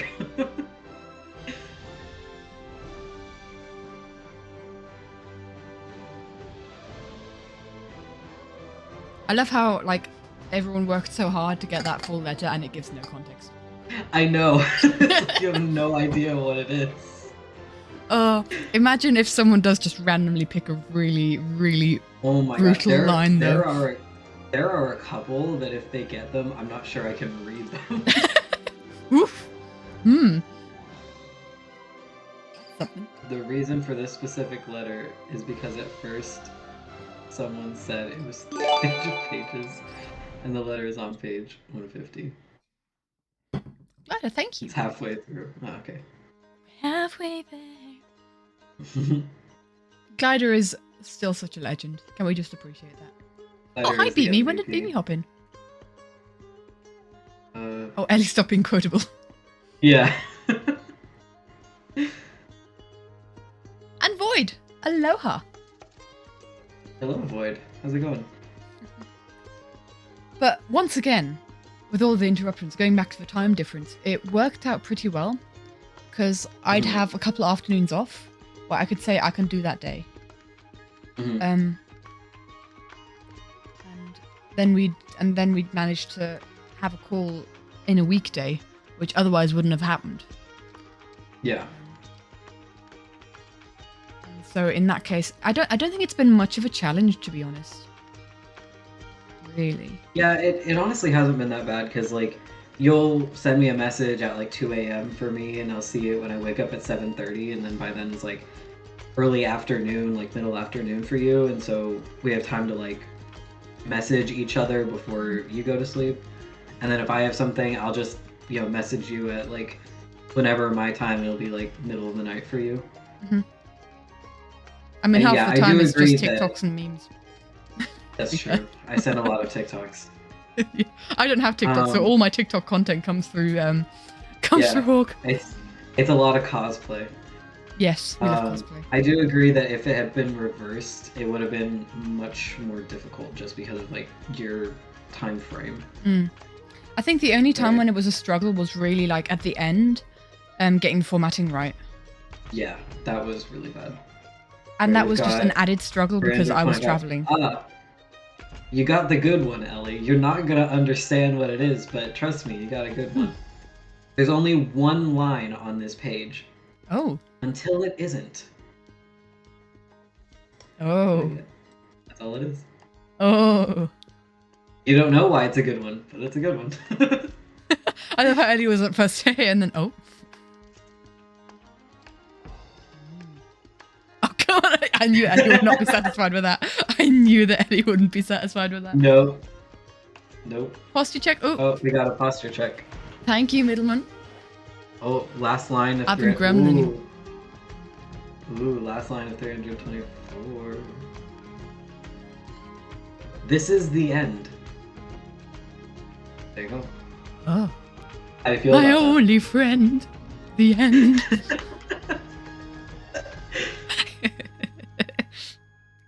that?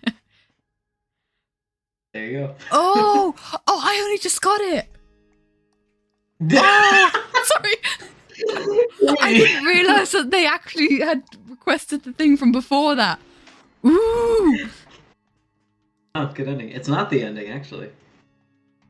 Funny enough, it isn't. This has me so hyped. I want to read this flipping book. I want to finish it. Oh my gosh. I can't. I know we just had a posture check, but I can't sit still. Yeah. Ooh. I love it. Oh, my cheeks are hurting from the smilage. And Massage. so I have another question. It kind of goes like there's two that kind of go hand in hand. Like, when did you get into digital art, and are there any other art styles that you enjoy doing? This is generally a general question. Yeah, they came from my dad. Oh, cool. So, well, if he's still here, otherwise you can clip this for him. Yeah. When did I get into digital art? I think the best Christmas present I ever received from my dad was, well, just generally, but it was from my dad, you know, was a drawing tablet, a Wacom drawing tablet, and it's one of those that you stick in with a USB, and it's this black tablet, so it's not a screen, and it mirrors what you draw. And I started out, funnily enough, drawing fan art of the Yogscast. And I would scan in pencil drawings, line them out in... It wasn't MS Paint, but it was similar. It was a default Windows program that had a lot more of a painterly style. But I lined them out in that, and I coloured them out. And I think this only had one layer, so I had to first colour them out and then line art them. And I actually made an entire animatic that will never see the light of day because it is very flipping embarrassing. That is 13-year-old me, I think. I've been doing digital art for 10 years. Wow. Or 9 years, if we're thinking about Christmas, and I was 13. No, literally, that is never going to happen. No, like, channel point goal, donation goal, no, it's not happening. it's never, ever. You have to. When I visit you in person, I'm gonna make sure you show it to me. I have the pencil drawings still. I still have the pencil drawings. How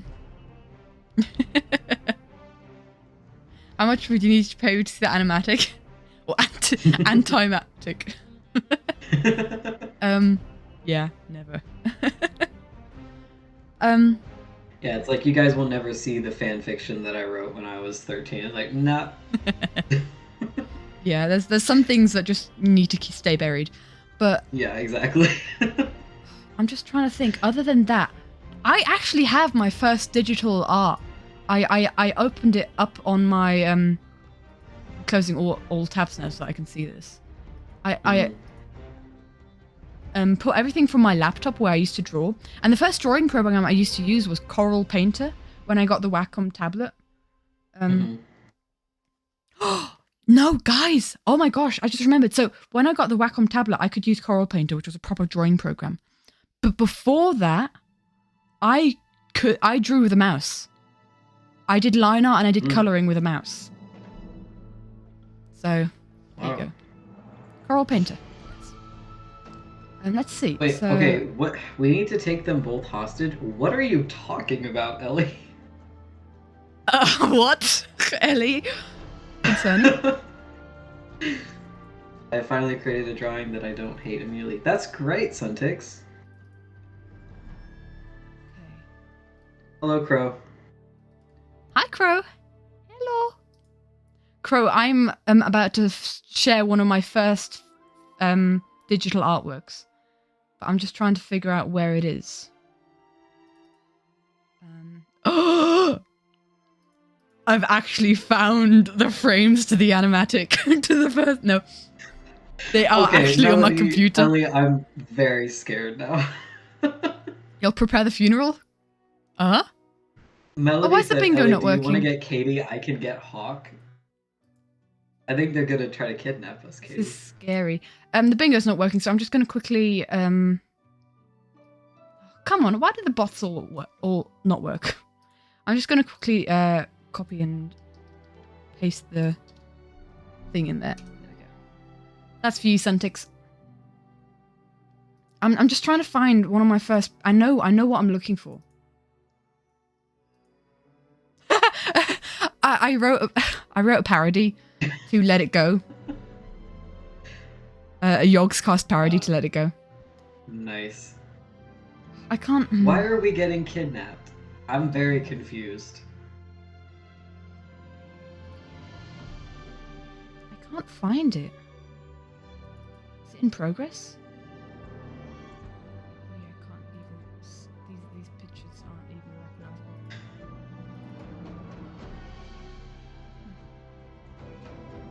Oh, I found it! I found it. There it is. This is my first ever digital artwork. Well, one of the first, not exactly the first, but one of the first. And I did a little bit of drawing. There it is. So I did the eyes of the Yogscast. I think I've shared this before. Not on stream, but online. But yeah, the eyes of my favourite Yogscast characters back in the day. So that's where digital art started for me. But enough of that. Let's get back to Connected. And other styles that I don't know those people. It's the Yogscast. Oh look, the bingo was late. They're Martin Littlewood's one of the Yogscast, one of the people from the Yogscast. Not as closely connected as the other ones, but that's where he started out. And that's how I discovered Martin. Or I discovered the Yogscast through Martin, actually.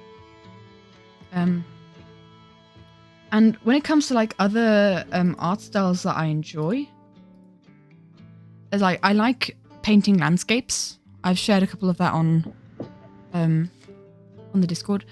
That was one of the first things that I like really invested time in and decided I really want to draw or get good at this. Actually, did I ever show the landscape painting that I did for my final at college? Is it college, high school? I don't know. Canty, basically. Yes, yes, Suntix? What did I say? Have I been motivational? Yes, I have. Yeah, we've both been motivational. But I will say, only the channel point redemptions that we have active at the moment. You can keep it. You can keep it for an next stream if you've got something in mind. But we've got a couple of channel point redemptions that aren't currently active. Instead of kidnapping Void for Crow to kidnap. Crow's never going to kidnap me. He loves me too much. Anyway.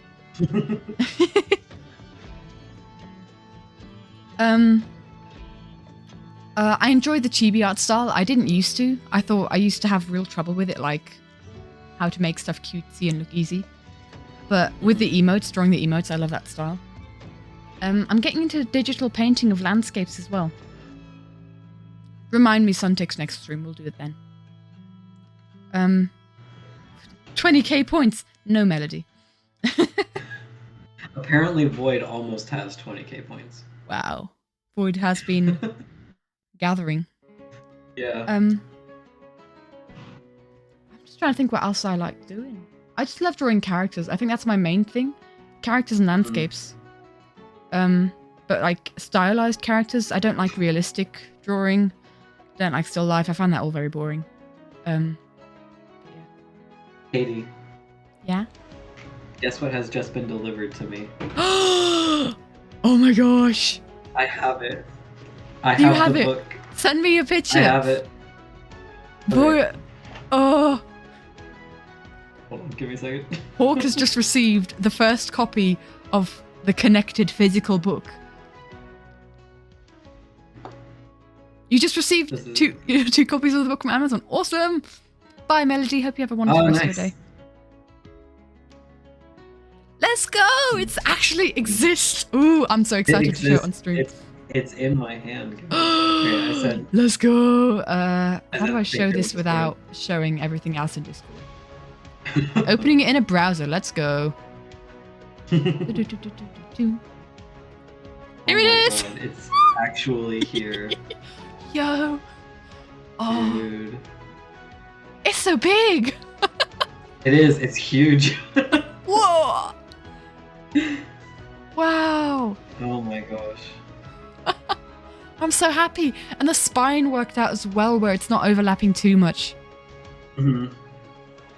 You get to join the Discord chat. It's a private chat. I can send it to you, my dude. But it's like right here. Yeah. Technically, I could also send it. Yeah, send it to Crow. Or send it in the Discord. Send it in the Everin Discord. Yeah, I could do that too.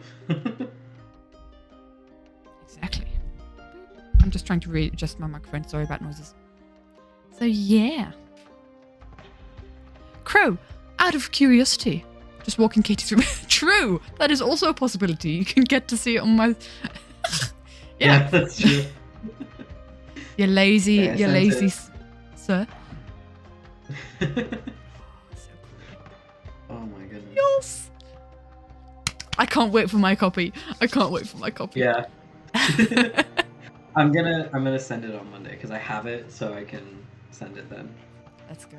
I'm so happy. Yeah, because Katie gets a signed version, and I'm a fancy she'll person. reimburse me for shipping. Yeah, I'm a fancy person. Is Crow now gonna come and jump scare me? I'm prepared. I'm prepared. Mentally and physically. Should I just lock my door? I could just lock my door. might be a good idea. Crow protection. But then he'll just go out onto the balcony and scare the flip out of me by emerging from the shadows. He's done that before. Oh no. Yeah. Oh, we have a soft knock on the door instead of jump scare. Come in. Oh. He has audios. Let's go. Where's the double cream? Caramel and vanilla flavored Oreos. Right, taste testing. Taste testing. Do not leave that right next to my computer for it to be knocked over on my computer. Anxiety, gosh! Don't do that to me. Good for you. Everyone, oh, yo. They've got like a layer of, they've got 2 layers of cream. Ooh. These kind of things don't exist in Switzerland usually. Page 69, Santix. Oh, really? Ooh. So caramel and what? Smells good. I'm gonna taste. Let's do some what's it called? ASMR. Oh, please don't. Whatever.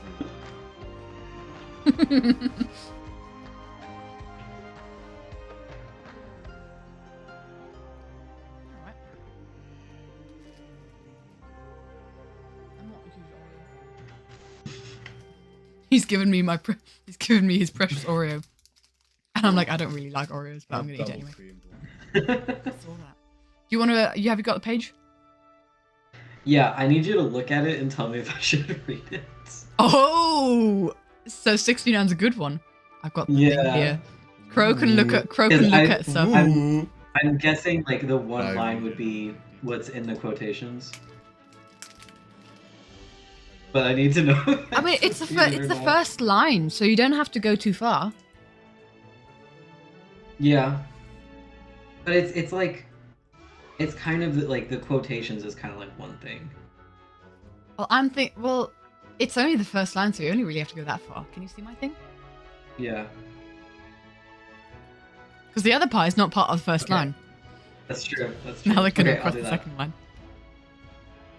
Egor, calm down. You're not making any sense. That's all you get. That's it. And no, oh, I'm sorry, I just rolled over his foot. Oh no. And no requesting the second line, guys. Nope. Not That allowed. That one is off limits. Off limits. But yeah, I you have only a have to read the physical first line of stuff. copy of my book in my hands. I'm just gonna finish this Oreo without ASMRing people. Okay, please. You know, guys, I just want to remind you that there are 6 more excerpts. There are 6 more passages, and some of them are pretty funny. I think the rest of these are actually pretty funny. Crow, how many points do you have? Around like I haven't watched in a while, but I still have around 10.8k, something like that. Well, we have is it 6 passages, did you say? Yeah, 6 random passages that Hawke has chosen to be read. yeah. And Ellie has 1,000 redeemed points. one, so Ellie's Ellie, redeemed pick one, a so number 5. 1 through 6. If you want to spend your points.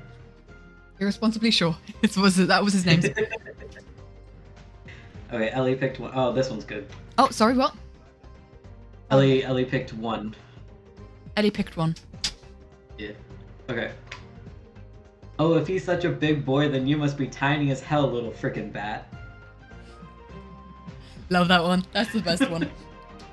And I was now we're waiting for that to doing come. page 69, the last line.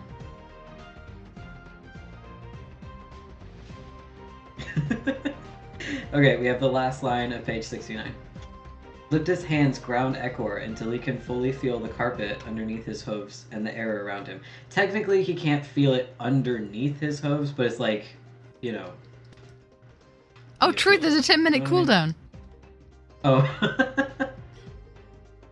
I can change that. 'cause Yeah, we're we coming to can the we end. can change that because Hold on. originally we were like we don't want it to be all the time. And we were like, But then it ended up being all the time with the other ones. yeah. Channel points. Let me just change that for a second for you guys. Is it read a passage? Is it that one? Yeah.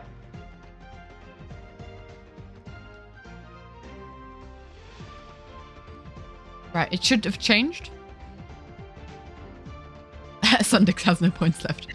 Ellie request page 69, line 3. Oh my gosh. You guys really want the context for that, don't you? Do it now. Oh, yeah, we got it. Oh yeah, that's not gonna spoil anything. That's good. Okay, redeem a passage. Crow. Oh. Are we just redeeming all of them? I think we are. Okay, sounds good. And Ellie's also in between redeemed page 69, line 3. Do you want to do that first? Yeah, I can do that one first. And then we'll do the rest of the passages. Okay. John asks from his position sitting next to Lipta on the edge of the bed. There you go. That's line 3. So we don't have the second part. Oh, evil laugh. I love it. I've got the entire... It's not sus, Ellie. I promise it's not sus. That doesn't help. That doesn't. No, it doesn't. Suntix is going crazy. Give me a sec, guys. Oh, Crow's return. That's what that was. Ah, okay. If you can take care of the cat. I bet they're very sad that the door's been closed all this time. Suntix is going crazy. So, don't read this out loud, bro, but this is what we're not telling them. Yeah. And they're getting all their points, so they got...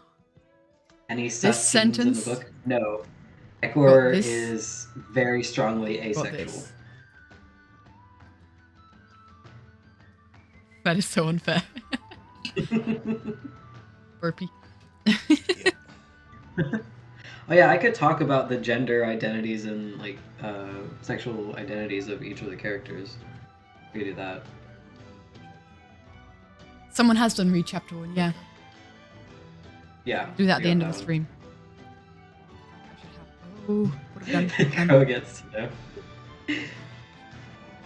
Oh no, that was correct. So, let's see. I need to check all these. Jasper's on the table.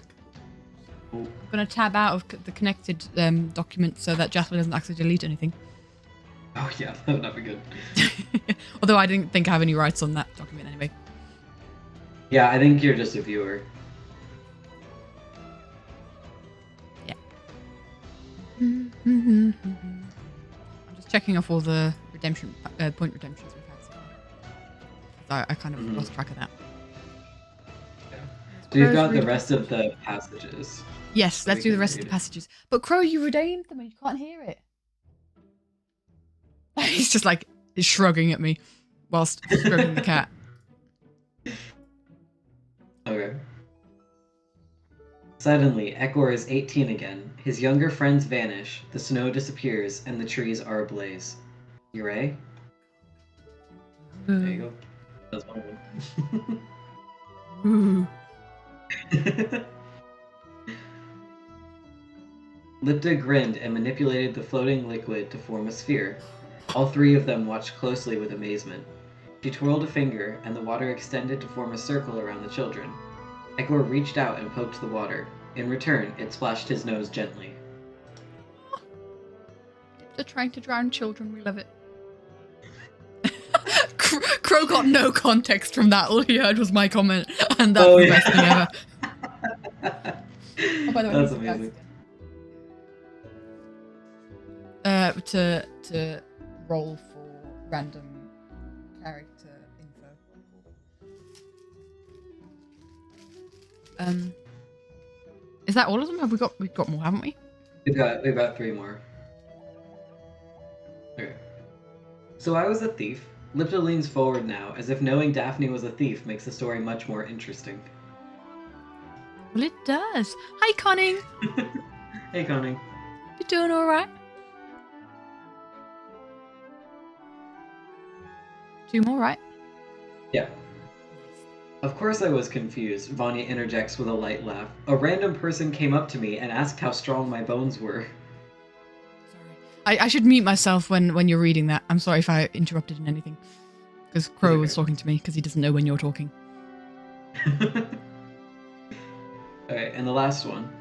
As they approach, Lipta leans forward ever so carefully to remove the fake panel.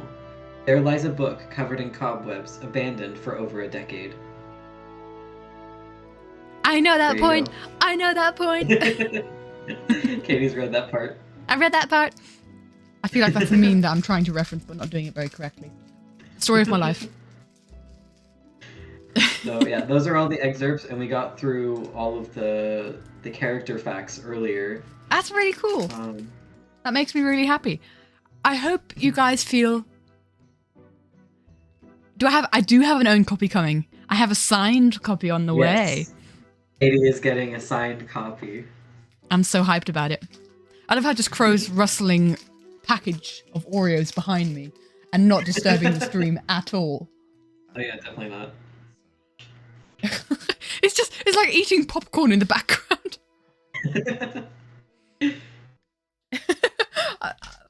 And you can watch the stream with headphones. It's probably more engaging for you, my friend, my brother.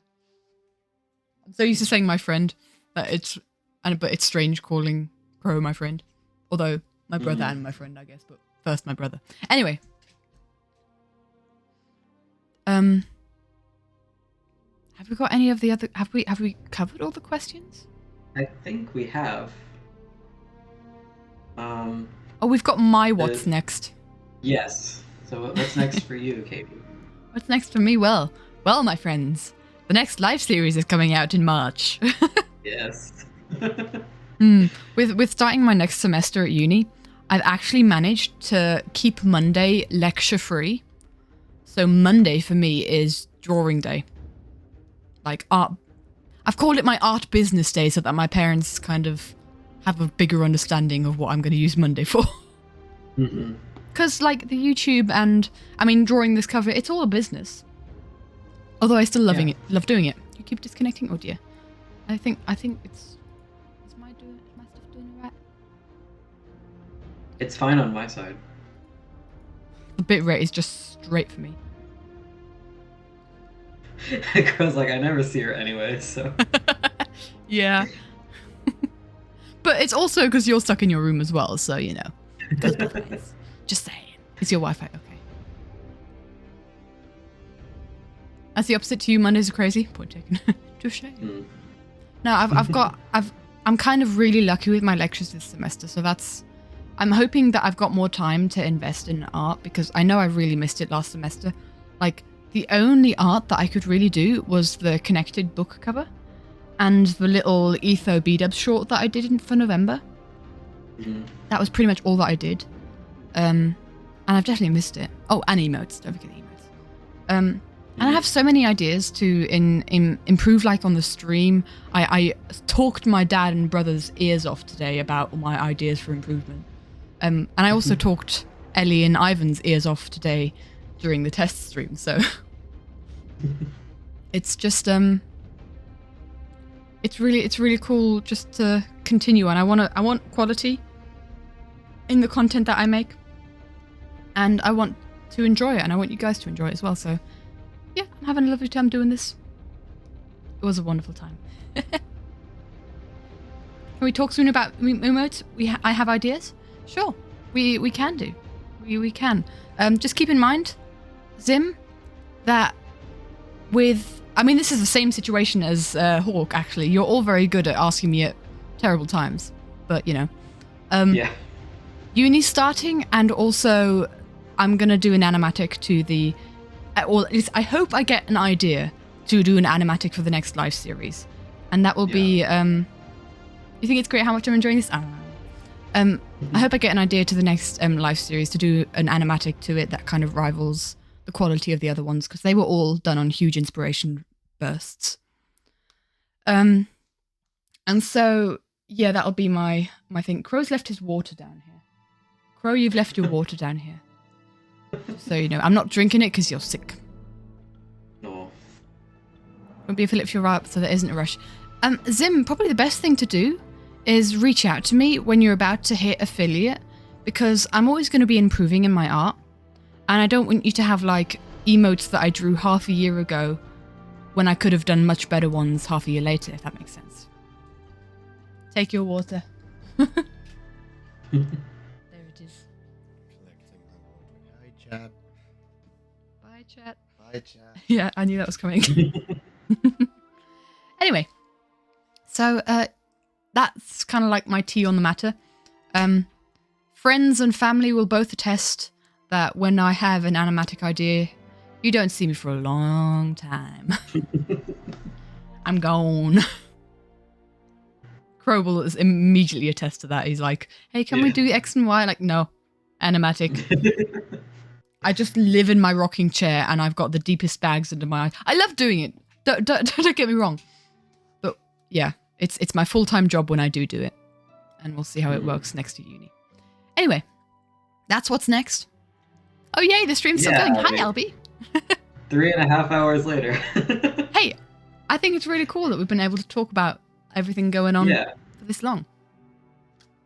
Yeah. I mean, it's quite Glider, thank you so much. Oh my gosh. Glider hates seeing no hearts. Yeah. You're a legend, my dude. I really appreciate you. Oh, finally the bitrate has decided to show up on my stream. Thanks. Took you a while, Twitch. Anyway. But yeah, that's the long-winded answer to your question. Or to the final question, really. Yeah, I mean, now we have, does anyone in chat have any questions? I know we, answered questions earlier from you guys, but if you have any other questions, feel free to send them in. Yeah, any other book-related questions? Any questions on, the process of drawing the book cover, or for What's the meaning of life? What's the meaning of life? That's a good question. Glider. Let's go. I respect you people. Ellie asks, any ADHD character? I don't think so. Mostly because I don't have ADHD, and I was worried that I wouldn't be able to like write it properly. So like the characters in my book that have mental illnesses, it's like they have the same ones as me, because I know that better. I don't want to like start writing somebody, with ADHD and then completely screw it up, and I would feel horrible to display it in a way that isn't accurate. Mm.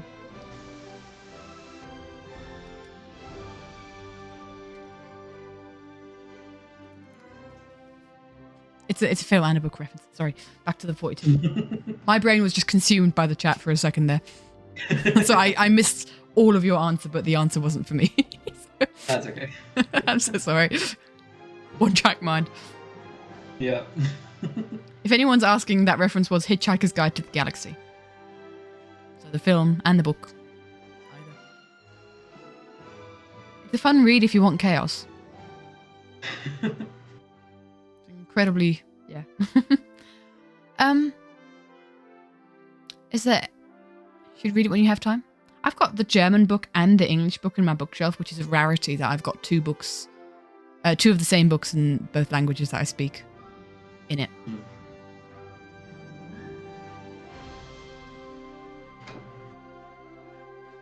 Loaf, Well, if nobody else has any questions, we can go ahead and read the first chapter. Yeah, you guys ready for that? Should we go and do that? I think we can go and do that.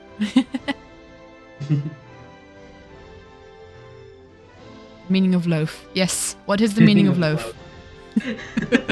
I love that typo. So how do we want to do it? One page each? Yeah, I do one page, you do one page. How many pages is the chapter? Just to give a reference. Ooh. It's a long chapter, the first one. Not that long. It was longer. It's 17 pages. Technically, What? there's 16. There's Oh, technically 16, 16, because the dedication page is the first page. Oh, Albie's just hopped into the stream, so Albie's got a question about the book. What's the general Okay, so- premise? Okay, so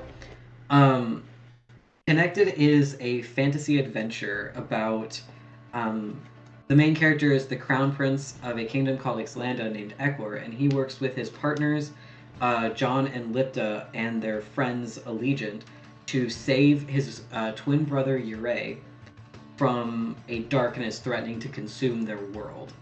And so it's them like figuring out what the darkness is, how to beat it, and then like just trying to basically find the answers, while also dealing with all of their own personal stuff.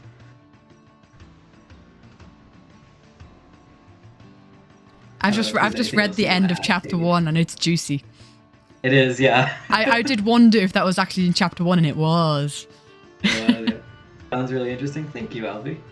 So, do you want to read the first page? Yeah, I can. But we were going to have a bit of a reading time, guys. So, again, Thank you to Ivan, who redeemed this 10,000 point Yes. redemption. And thank you to... Thanks to Alfie for guessing the sandwich he was eating. Yeah. I'll turn the music down, sure. Should I turn Hawke up? How's the audio and everything doing? Am I sounding good? I'm gonna Mute for spoilers. That's We'll totally let fair. you know. That's totally fair. Yeah, we'll let you know, Zim, when everything's back to normal. Yeah. Is Hawke? I was gonna say is Echo. Is Hawke loud enough? Yeah. Am I good? Do I sound good? confirm? Because if we're going to have a reading session, then we both need to sound them. Yeah. I can always turn them up in thing. Yep. Okay. Yep. All right. Cool. Okay. I haven't actually read this chapter since I finished editing it.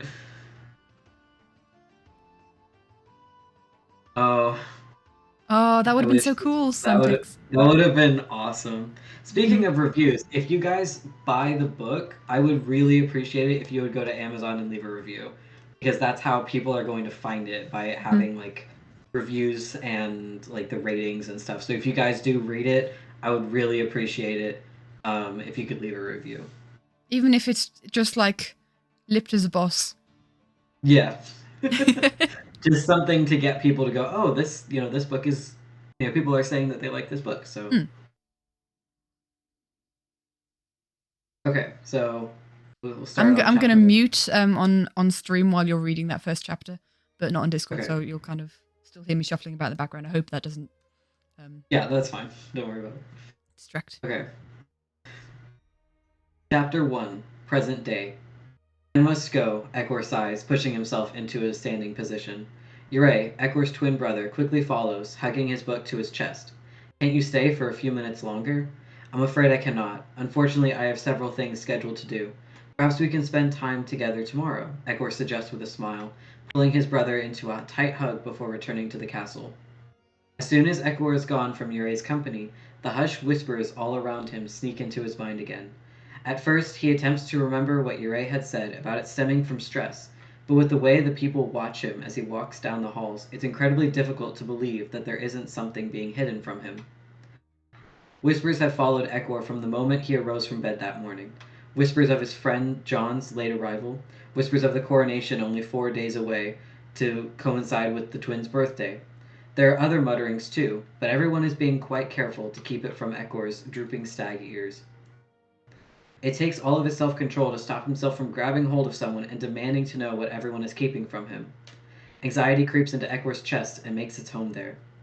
Thankfully, Ekor's bedroom is on the way to the throne room, so he quickly stops by to grab a fairly large button his father had given him to toy with when his anxiety reached a point of extreme difficulty. The rest of the way to the throne room, Ekor rubs his thumb over the front of the button, focusing on the smooth surface and position of the tiny holes. It is quite calming and he manages to slow his breathing before pushing open the large ornamental doors. Inside, 2 people wait for him, the High Priest and Co. Greetings, Mother, Father Ray. Ekor steps inside the lightly decorated throne room. Flowers have been strung from pillar to pillar along the red carpet that Ekor will walk as he makes his way to the throne that has been designed especially for him. The base of the throne is bright gold. The cushions are a beautiful light red, the same shade as the carpet. Golden antlers, modelled after his own, stem from the top of the throne. The king's crown that has been crafted for Ekor sits on the pedestal next to the throne. It's stunning without being gaudy. Every ruler's crown is crafted in a way that suits their personality perfectly. Queen Ko's is a tiara of color. Queen Ko's is a tiara the color of wheat with green gems decorating it, a nod to her love of nature and farming. King Uriel's is a deep blue set with silver stones sprinkled throughout. Ekor's is a flower crown made to exactly resemble red poppies. Upon closer inspection, they are made out of exquisitely worked crystal, smooth to the touch. It's stunning. It's perfect. It's Ekor. Ekor! His mother wraps her arm around Ekor's waist, giving her son a soft side hug as she leads him further into the room. I am here only to give notes and assistance as needed. Father Ray will be leading you through the ceremony several times over the next few days. Obviously, the decorations aren't complete, but it's sufficient for today. As they approach Father Ray, the wizened stag hybrid gives the royal pair a respectful bow. If your majesty would be so kind as to stand over here. He gestures for Queen Ko to stand to the side of Ekor's throne. We may begin. The sense of safety in his mother's presence has given Ekor dissipates the moment she's gone from his side. The button still locked safely in his hand provides some comfort, as he's directed to stand at the far end of the carpet. Your Majesty will walk in wearing the clothes specifically designed and your prince's crown. Queen Ko will walk halfway down with you, and you will complete the second half alone to show you are now your own person. As you walk down the carpet, the anthem will play, and all will rise. When you finish the walk, you will stop on the stairs in front of me and take a knee. I will take your prince's crown and replace it with the king's. I will recite the traditional questions regarding your solemn oath to protect our people, to which you will simply answer, I do, and I will place the crown upon your head. Once done, you will rise to take your rightful seat on the throne as Ixlanda's king. Let's run through it. Father Ray climbs the small stairs to stand in front of the throne, gesturing for Ekwar to begin. It's decided that the Queen Mother will only walk with Ekwar during the real walk so that she can observe instead. The nerves are beginning to creep back inside Ekwar, clawing at his chest. A deep breath in, a deep breath out, and walk. Pushing aside the anxiety, Ekwar begins to walk down the carpet, incorrectly apparently, because she stops him immediately. Not so quickly, darling. The music is quite slow, and you must walk with it. Take your time. Ko gives Ekwar a reassuring smile and waves her hand to send him back to the start. Ekwar sucks in a deep breath, flexing his hands a few times to work out the nerves, before starting again, slower this time. This time he isn't stopped until he reaches the stairs.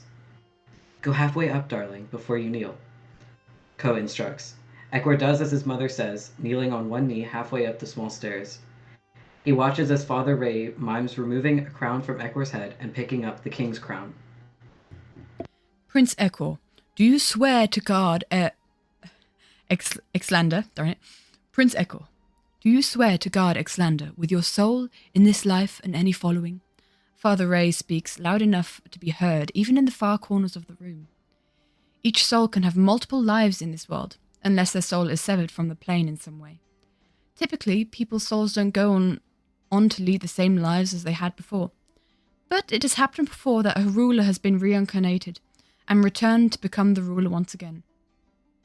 All the members of the Mage Council are souls who remembered their role in previous lives and chose to seek out the same path, which is how they've all been part of the council for longer than anyone can remember.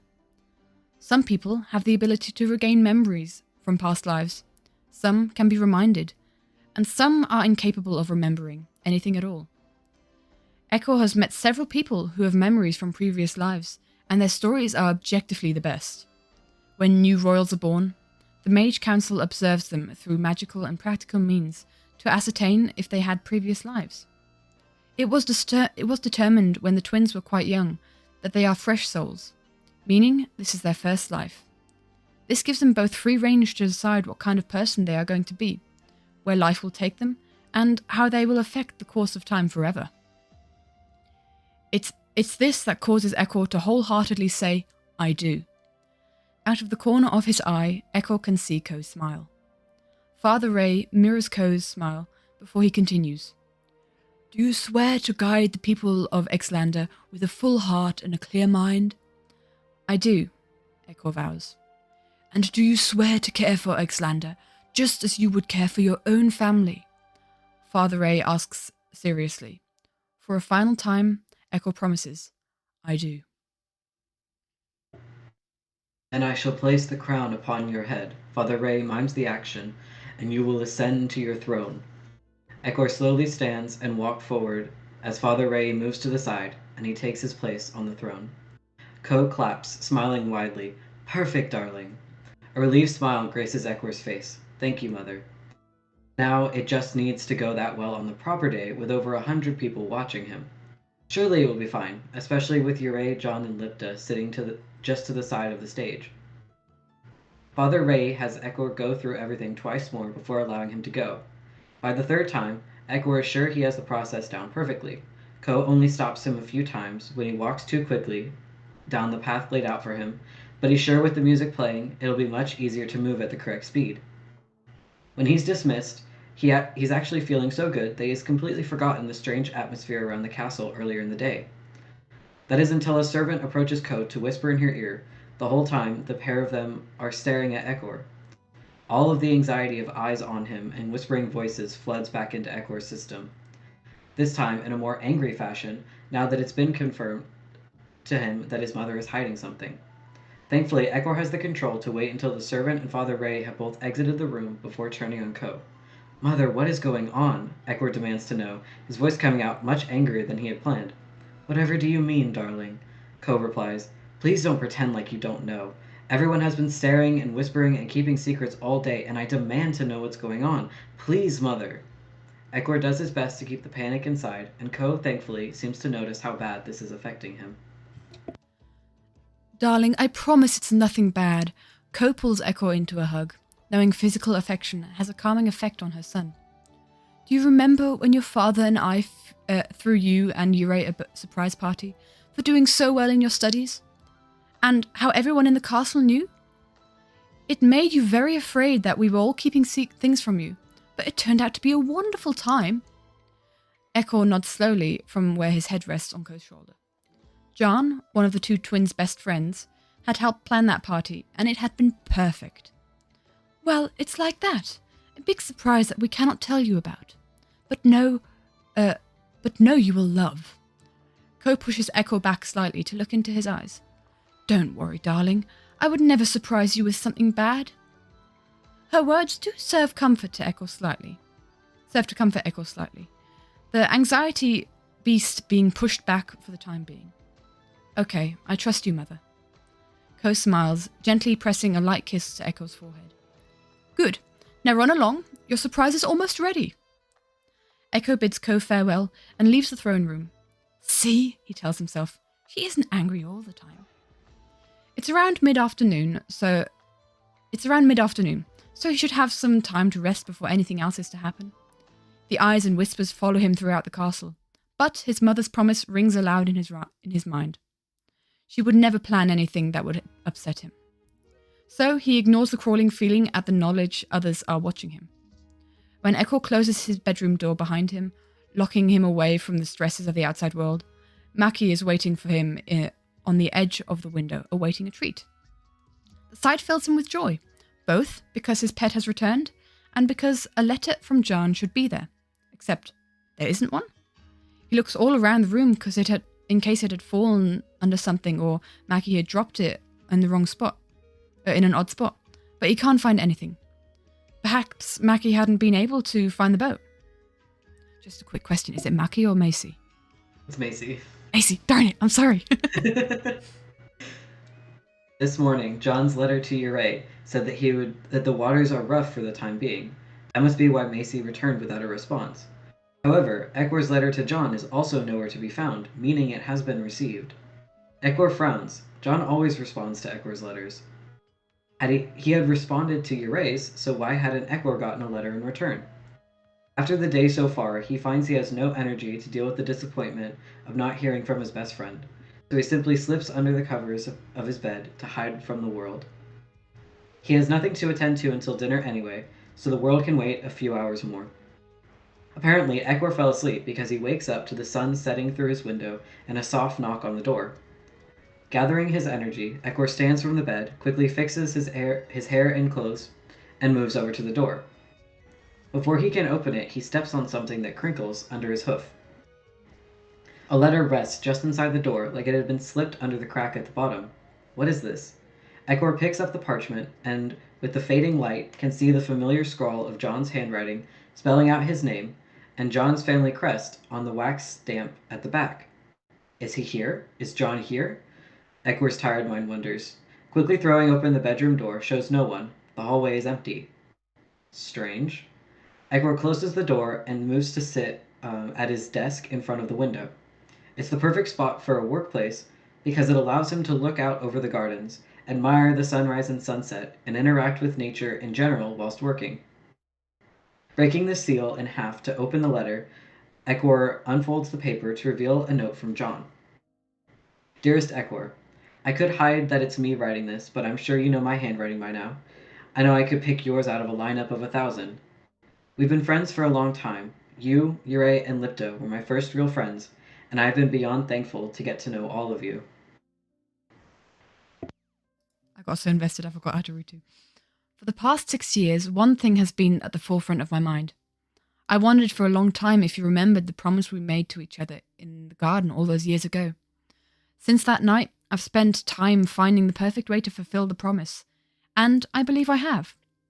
Your mother has been assisting me in creating this for the past few weeks that I've been home. It was so hard not to come to you sooner, but I needed this to be perfect. I wonder if you've figured out what this is all about. I'm sure you have with that wonderful brain of yours. If you do not feel the same, you do not need to come. But if you do, and I desperately hope you do, I will await your arrival. First hint, go to the place you gave me. Yours, John. Echo's face feels like it's on fire. He reads through the letter several times, looking for something that would show him that he's wrong. But that John doesn't really feel the same. He's making it up in his mind. But it's almost spelled out in front of him. Go to the place you gave me. That's the first clue. If he goes, he will be outright saying to himself that he is, in fact, in love with John. And if he's wrong, that the letter is saying... even if he's wrong about what the letter is saying, he will get his heart broken. But if he doesn't go, and he's right about the letter, then he will be breaking John's heart. Maybe it's worth it to at least go and find out what this is all about. At that moment, he makes a decision. Go to the place you gave me. That has to be referring to the family's room in the castle, right? When they'd first become friends, John and his father had been staying at a tavern in town. The twins had begged their parents to let them stay at the castle. At first, guest rooms were used, but after they remained best friends for a couple of months, they were given permanent rooms to make it easier.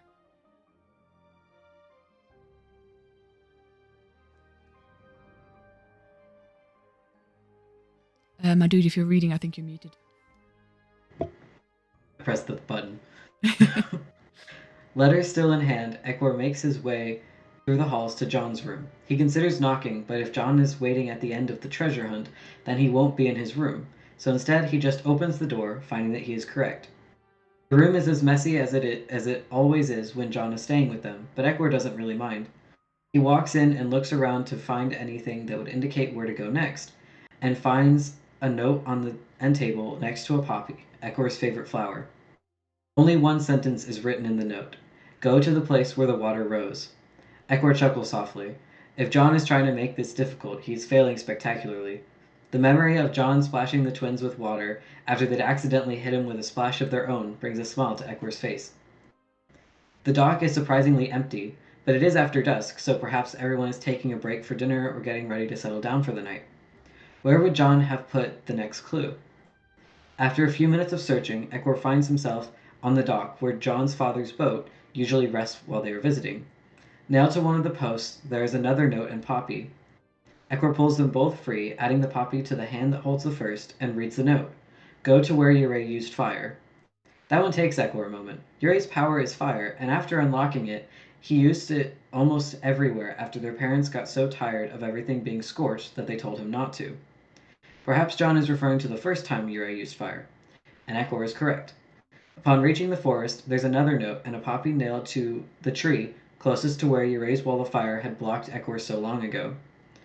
Ekwar's collecting quite a nice poppy bouquet at this point. He pulls the note and poppy free, squinting to read the words in the darkening light, the sun quickly fading beyond the horizon. Go to where the earth shook. The kitchen. It has to be. When dynamite had gone off, it felt like everything around them was shaking. Now, he has to start sneaking around. Technically, he can go wherever he wants, being the crown prince. But the cooks still tend to kick any of the four of them out ever since they blew up the kitchen. Though he has been living in the castle for 17 years, so he has a pretty good idea of where he can sneak in and hide until the coast is clear.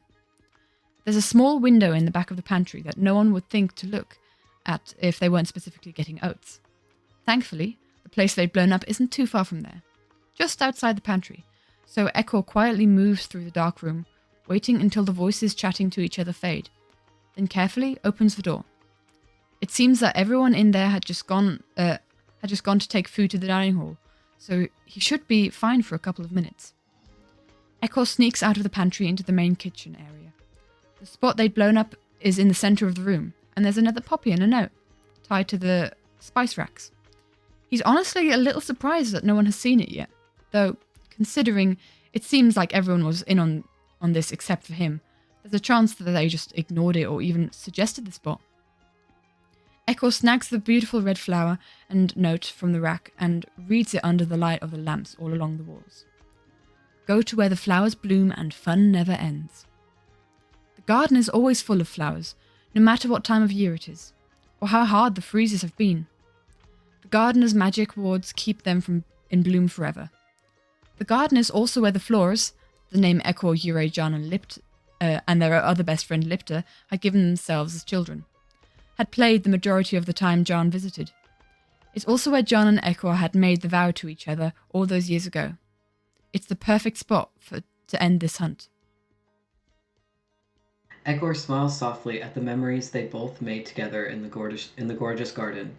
Some of his favorites to look back on. He still has the same crown of poppies in his room, the flowers preserved by magic, and he wears it frequently whenever he misses his lovely cowboy. It makes sense that the garden would be the last spot on this tour down memory lane, and it makes sense that the garden would be a spot on this tour down memory lane, and it makes even more sense that it would be the last. Though Ekor doesn't know it's the last until he steps out of the castle into the garden to see John standing in the middle with another poppy and note in his hands. He is a brilliant bright green and wears clothes far fancier than he usually does. The cod hybrid is dressed in a green tunic with red and gold accents, a brown cloak with what looks like scales all the way down the inside and some splotches around the outside, brown pants that look like they have been tailored for him, and brown leather boots. Hello, Ekor greets with a smile, hoping his nerves are hidden. But John doesn't say anything back, instead holding out the poppy and letter.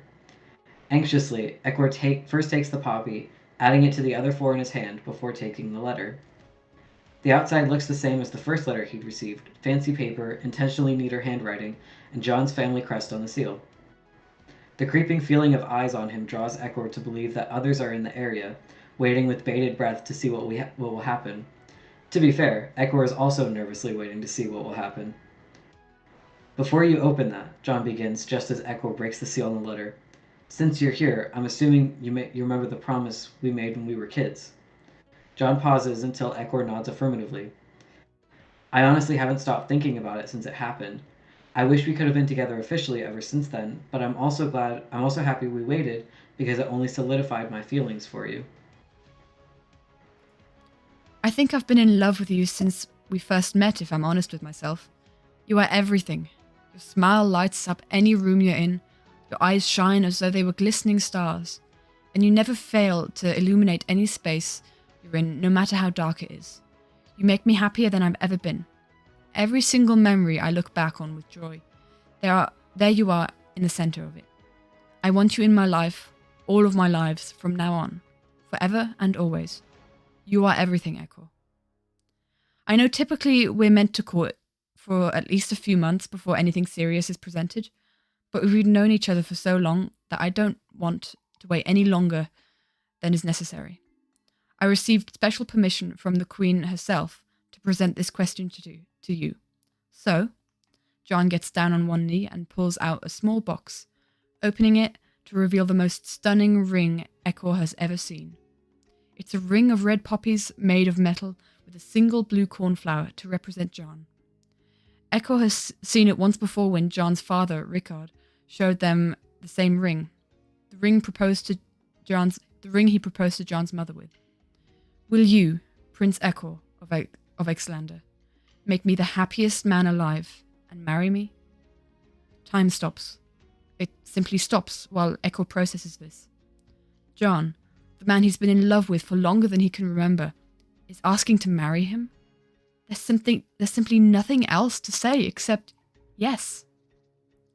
That wonderful derpy smile spreads across John's face, and he slips the ring onto Echo's left ring finger and stands to pull him into a tight hug. Cheers sound from all around them, confirming Echo's prediction that people were watching them. Dozens of people pour out from the area all around them, congratulating them as fireworks shoot into the sky. John takes Echo's hand, holding him close. Ko parts the people with a simple walk and pulls the couple into a tight hug. Congratulations, darling, she whispers into Echo's ear. Lipta follows shortly after Ko. Don't mess it up, she whispers to John, pulling them in for a quick hug. From the moment Lipta and Ekor met, she had become a fierce protector of him. Even after they drifted apart, anytime he needed help, she was right there. Ekor is on cloud nine. A day that had previously been filled with stress and anxiety has ended in the best way possible. John is back. John is home. And John is now Ekor's fiancé. John's hand helps to ground Ekor through the crowd of people rushing up to offer congratulations and suggest dates, venues, decorations, and clothing for the wedding, though Ekor is sure they know they will have no real input into the couple's decisions. After a few hours of celebration, John whispers, "Let's get out of here, yeah?" Ekor nods gratefully and allows John to guide him away from the swarm of people who somehow don't notice their departure, except for Lipta, who waves them goodbye. At the back of the garden, there is a tall hedge maze that Ekor used to hide in while calming down for panic attacks. Over time, it became a good hideout for Ekor and John. They spent a lot of time in the maze playing games, eating food, reading, drawing, and simply holding each other. It's a place of comfort for them both. John leads Ekor to the very center of the maze where a small picnic has been laid out. Lanterns hang suspended in the air around the small pond in the center next to a picnic blanket and basket. There is a small picnic with all of Ekor's favorite foods and 2 glasses next to a bottle of champagne. Technically, neither of them are old enough to drink alcohol, but oh well, there is no one else here. The couple sits on the blanket next to each other. The atmosphere is calm. Ekor likes it, but one thing is still bothering him. John, in the letter you said you've been back for weeks, but just this morning Ure told me you wouldn't be back until our birthday. Ekor looks at John, who rubs the back of his neck sheepishly. Yeah, I was supposed to be at sea with my father, but after I spoke to your mother and my father to get permission to court you, Ko told me that it takes quite a lot for a commoner to be allowed permission to court a royal. So I ended up staying for that. I've spent the last few weeks working with your mother, Father Ray, and the High Mages to prove that I am not doing this for my own gain, and proving that I am committed to you and the people of Exlander. Especially considering I plan to, instead of courting you, propose marriage to you after Ko and my father gave permission. It was only finished 2 days ago. I have wanted to be with you since the moment I decided to stay, but Ko said it must be a surprise, though I do believe part of it was she wanted to see how determined I was to follow through. John explains, fidgeting with Ekor's braids gently. Ekor didn't know it was such a complicated process, but he supposes it makes sense to ensure the crown is safe from people simply attempting to rise in rank and money. I'm glad you did it, he smiles shyly. John smiles brightly, as am I, Petal. His warm, webbed hand gently caresses Ekor's cheek. John? Ektor questions, suddenly remembering the folded parchment in his hand. I never did open this. What is it? Oh, John takes the papers from Ekor's hand and opens it. These are what your mother and father signed to give us permission to marry. I wanted you to have it, to show you how serious and determined I was. Ekor chuckles softly. Thank you, Sunshine. The rest of the evening is spent in pure bliss, as the couple talk and eat, simply enjoying each other's company after being apart for so long. Ekor finds himself constantly looking at the ring that now adorns his finger. It's so perfect, it's so them, and he loves it. The night is more perfect than Ekor could have possibly imagined until the moment they part just outside Ekor's room. It's a hard goodbye, neither wanting to leave the other, but they are not yet married, so it would be wildly improper for John to spend the night with Ekor. As they part, Ekor pushes open the bedroom door after watching John walk down the hall to his own room. Inside awaits a shock that causes Ekor to jump, a hand rising to his chest to calm his beating heart. Yurei, you scared me. I didn't expect to see you here this late, Ekor gasps. Yurei doesn't greet him. In fact, he says nothing at first, his face displaying a look of pure hatred, red eyes gleaming through the dark room. Ekor's never seen Yurei look like this before. Are you okay, brother? He asks cautiously. Yurei scoffs. Am I okay? What sort of question is that? Ekor tentatively steps closer, reaching out a hand. What's wrong? Perhaps I can help. A wall of fire shoots up from the floor, blocking Ekor from moving any closer to Yurei. With a shout of surprise, Ekor backs up to the door. Go away. You are nothing, Ekor. Nothing. Ekor flinches at Yurei's words. Never once in their entire lives Have either of the twins spoken to each other like this? This is all wrong. Yurei, please. Ekor steps closer, edging toward the blazing fire. We can talk about this. What's wrong? Yurei scoffs. What's wrong? What's wrong is that I'm done with you. You are nothing more than the bugs I crush under my hooves. You don't mean anything. This is meant to break Ekor's heart. That much he knows. Perhaps in other circumstances it would. But with the red eyes staring straight through Ekor, he knows this is a farce. This isn't Yurei. This cannot be Ekor's brother. Inching ever closer to the wall of flame, Ekor extends a hand across the fire towards Yurei. I know this isn't you, Yurei. I know something is wrong. Let me help you. I swear I will do whatever I can to fix this. Yurei hesitates, as though an internal conflict is happening inside his mind. It seems like a part as one when Yurei begins holding his hand out to Ekor. A moment before their hands touch, Yurei's eyes blaze a brilliant red, and his hand instead grips Ekor's forearm in a fiery hot hold. Ekor screams at the pain and attempts to pull away, but Yurei's grip doesn't allow him to move anywhere.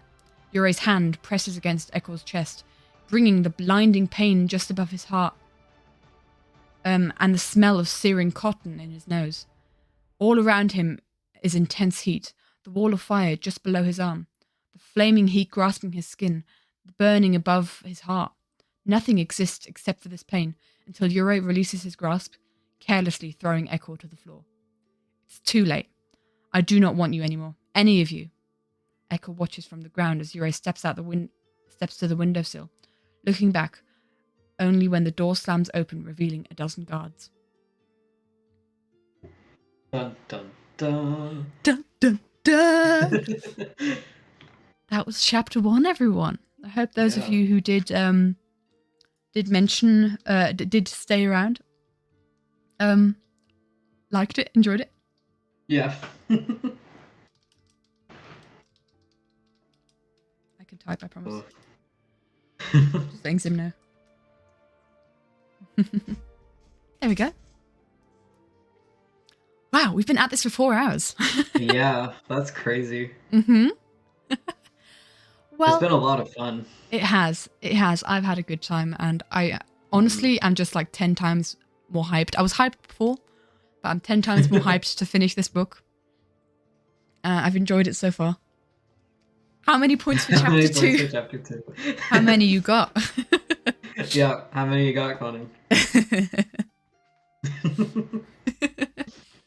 Now you'll have to get the book yourself. Yeah, to read you gotta go buy the book. And I definitely recommend the hardcover because it's looking amazing. Yeah, you guys should get the paperback, 100%. Yeah, yeah. Fair enough.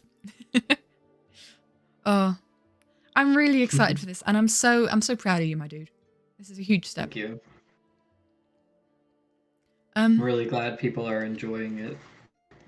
I'm so glad so many people are hyped for it, and so many people turned up to you know, request a passage read or the start of a page. Yeah, having you guys redeem like all of the character like information stuff right at the beginning was insane. Like we were talking about like what we were going to do for it beforehand. I was like, I don't think we're gonna get through all of them, but let's do 4 for each one just in case. And then you guys blew through it so fast. Yeah.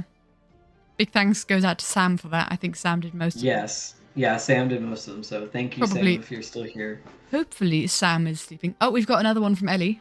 Oh, we got another one from Ellie. 224. We're not done yet. And first line of the page.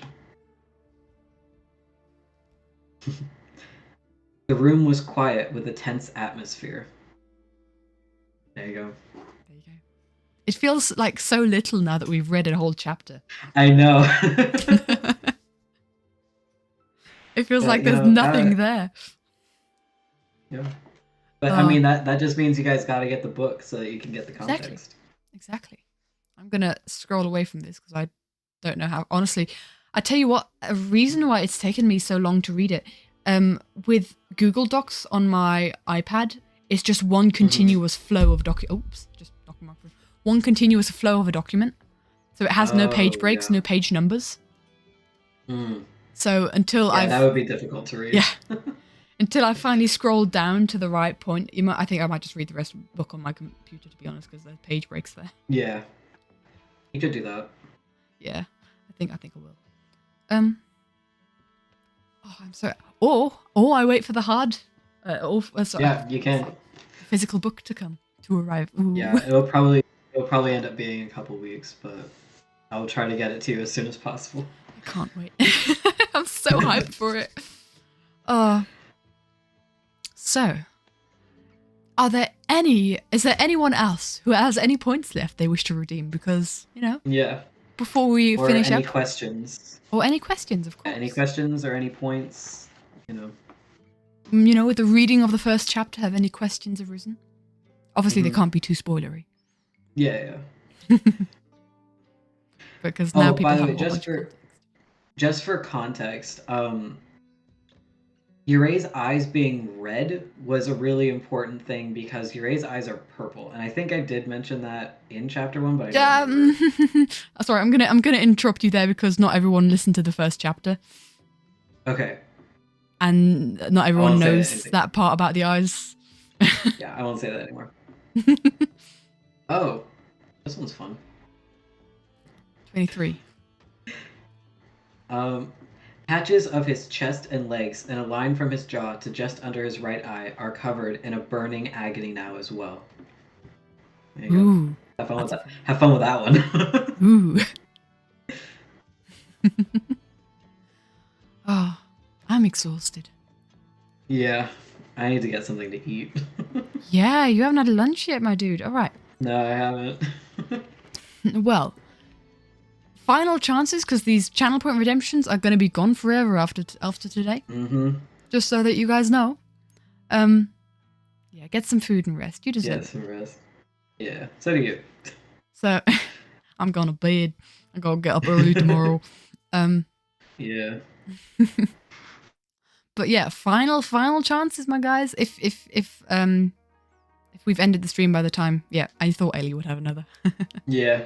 All right, 115. Let's travel to 115.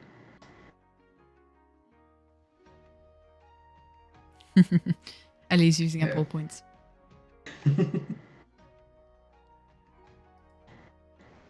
Ko learned grounding techniques and helped Ekor perfect them for the moments he needed to stay in the moment.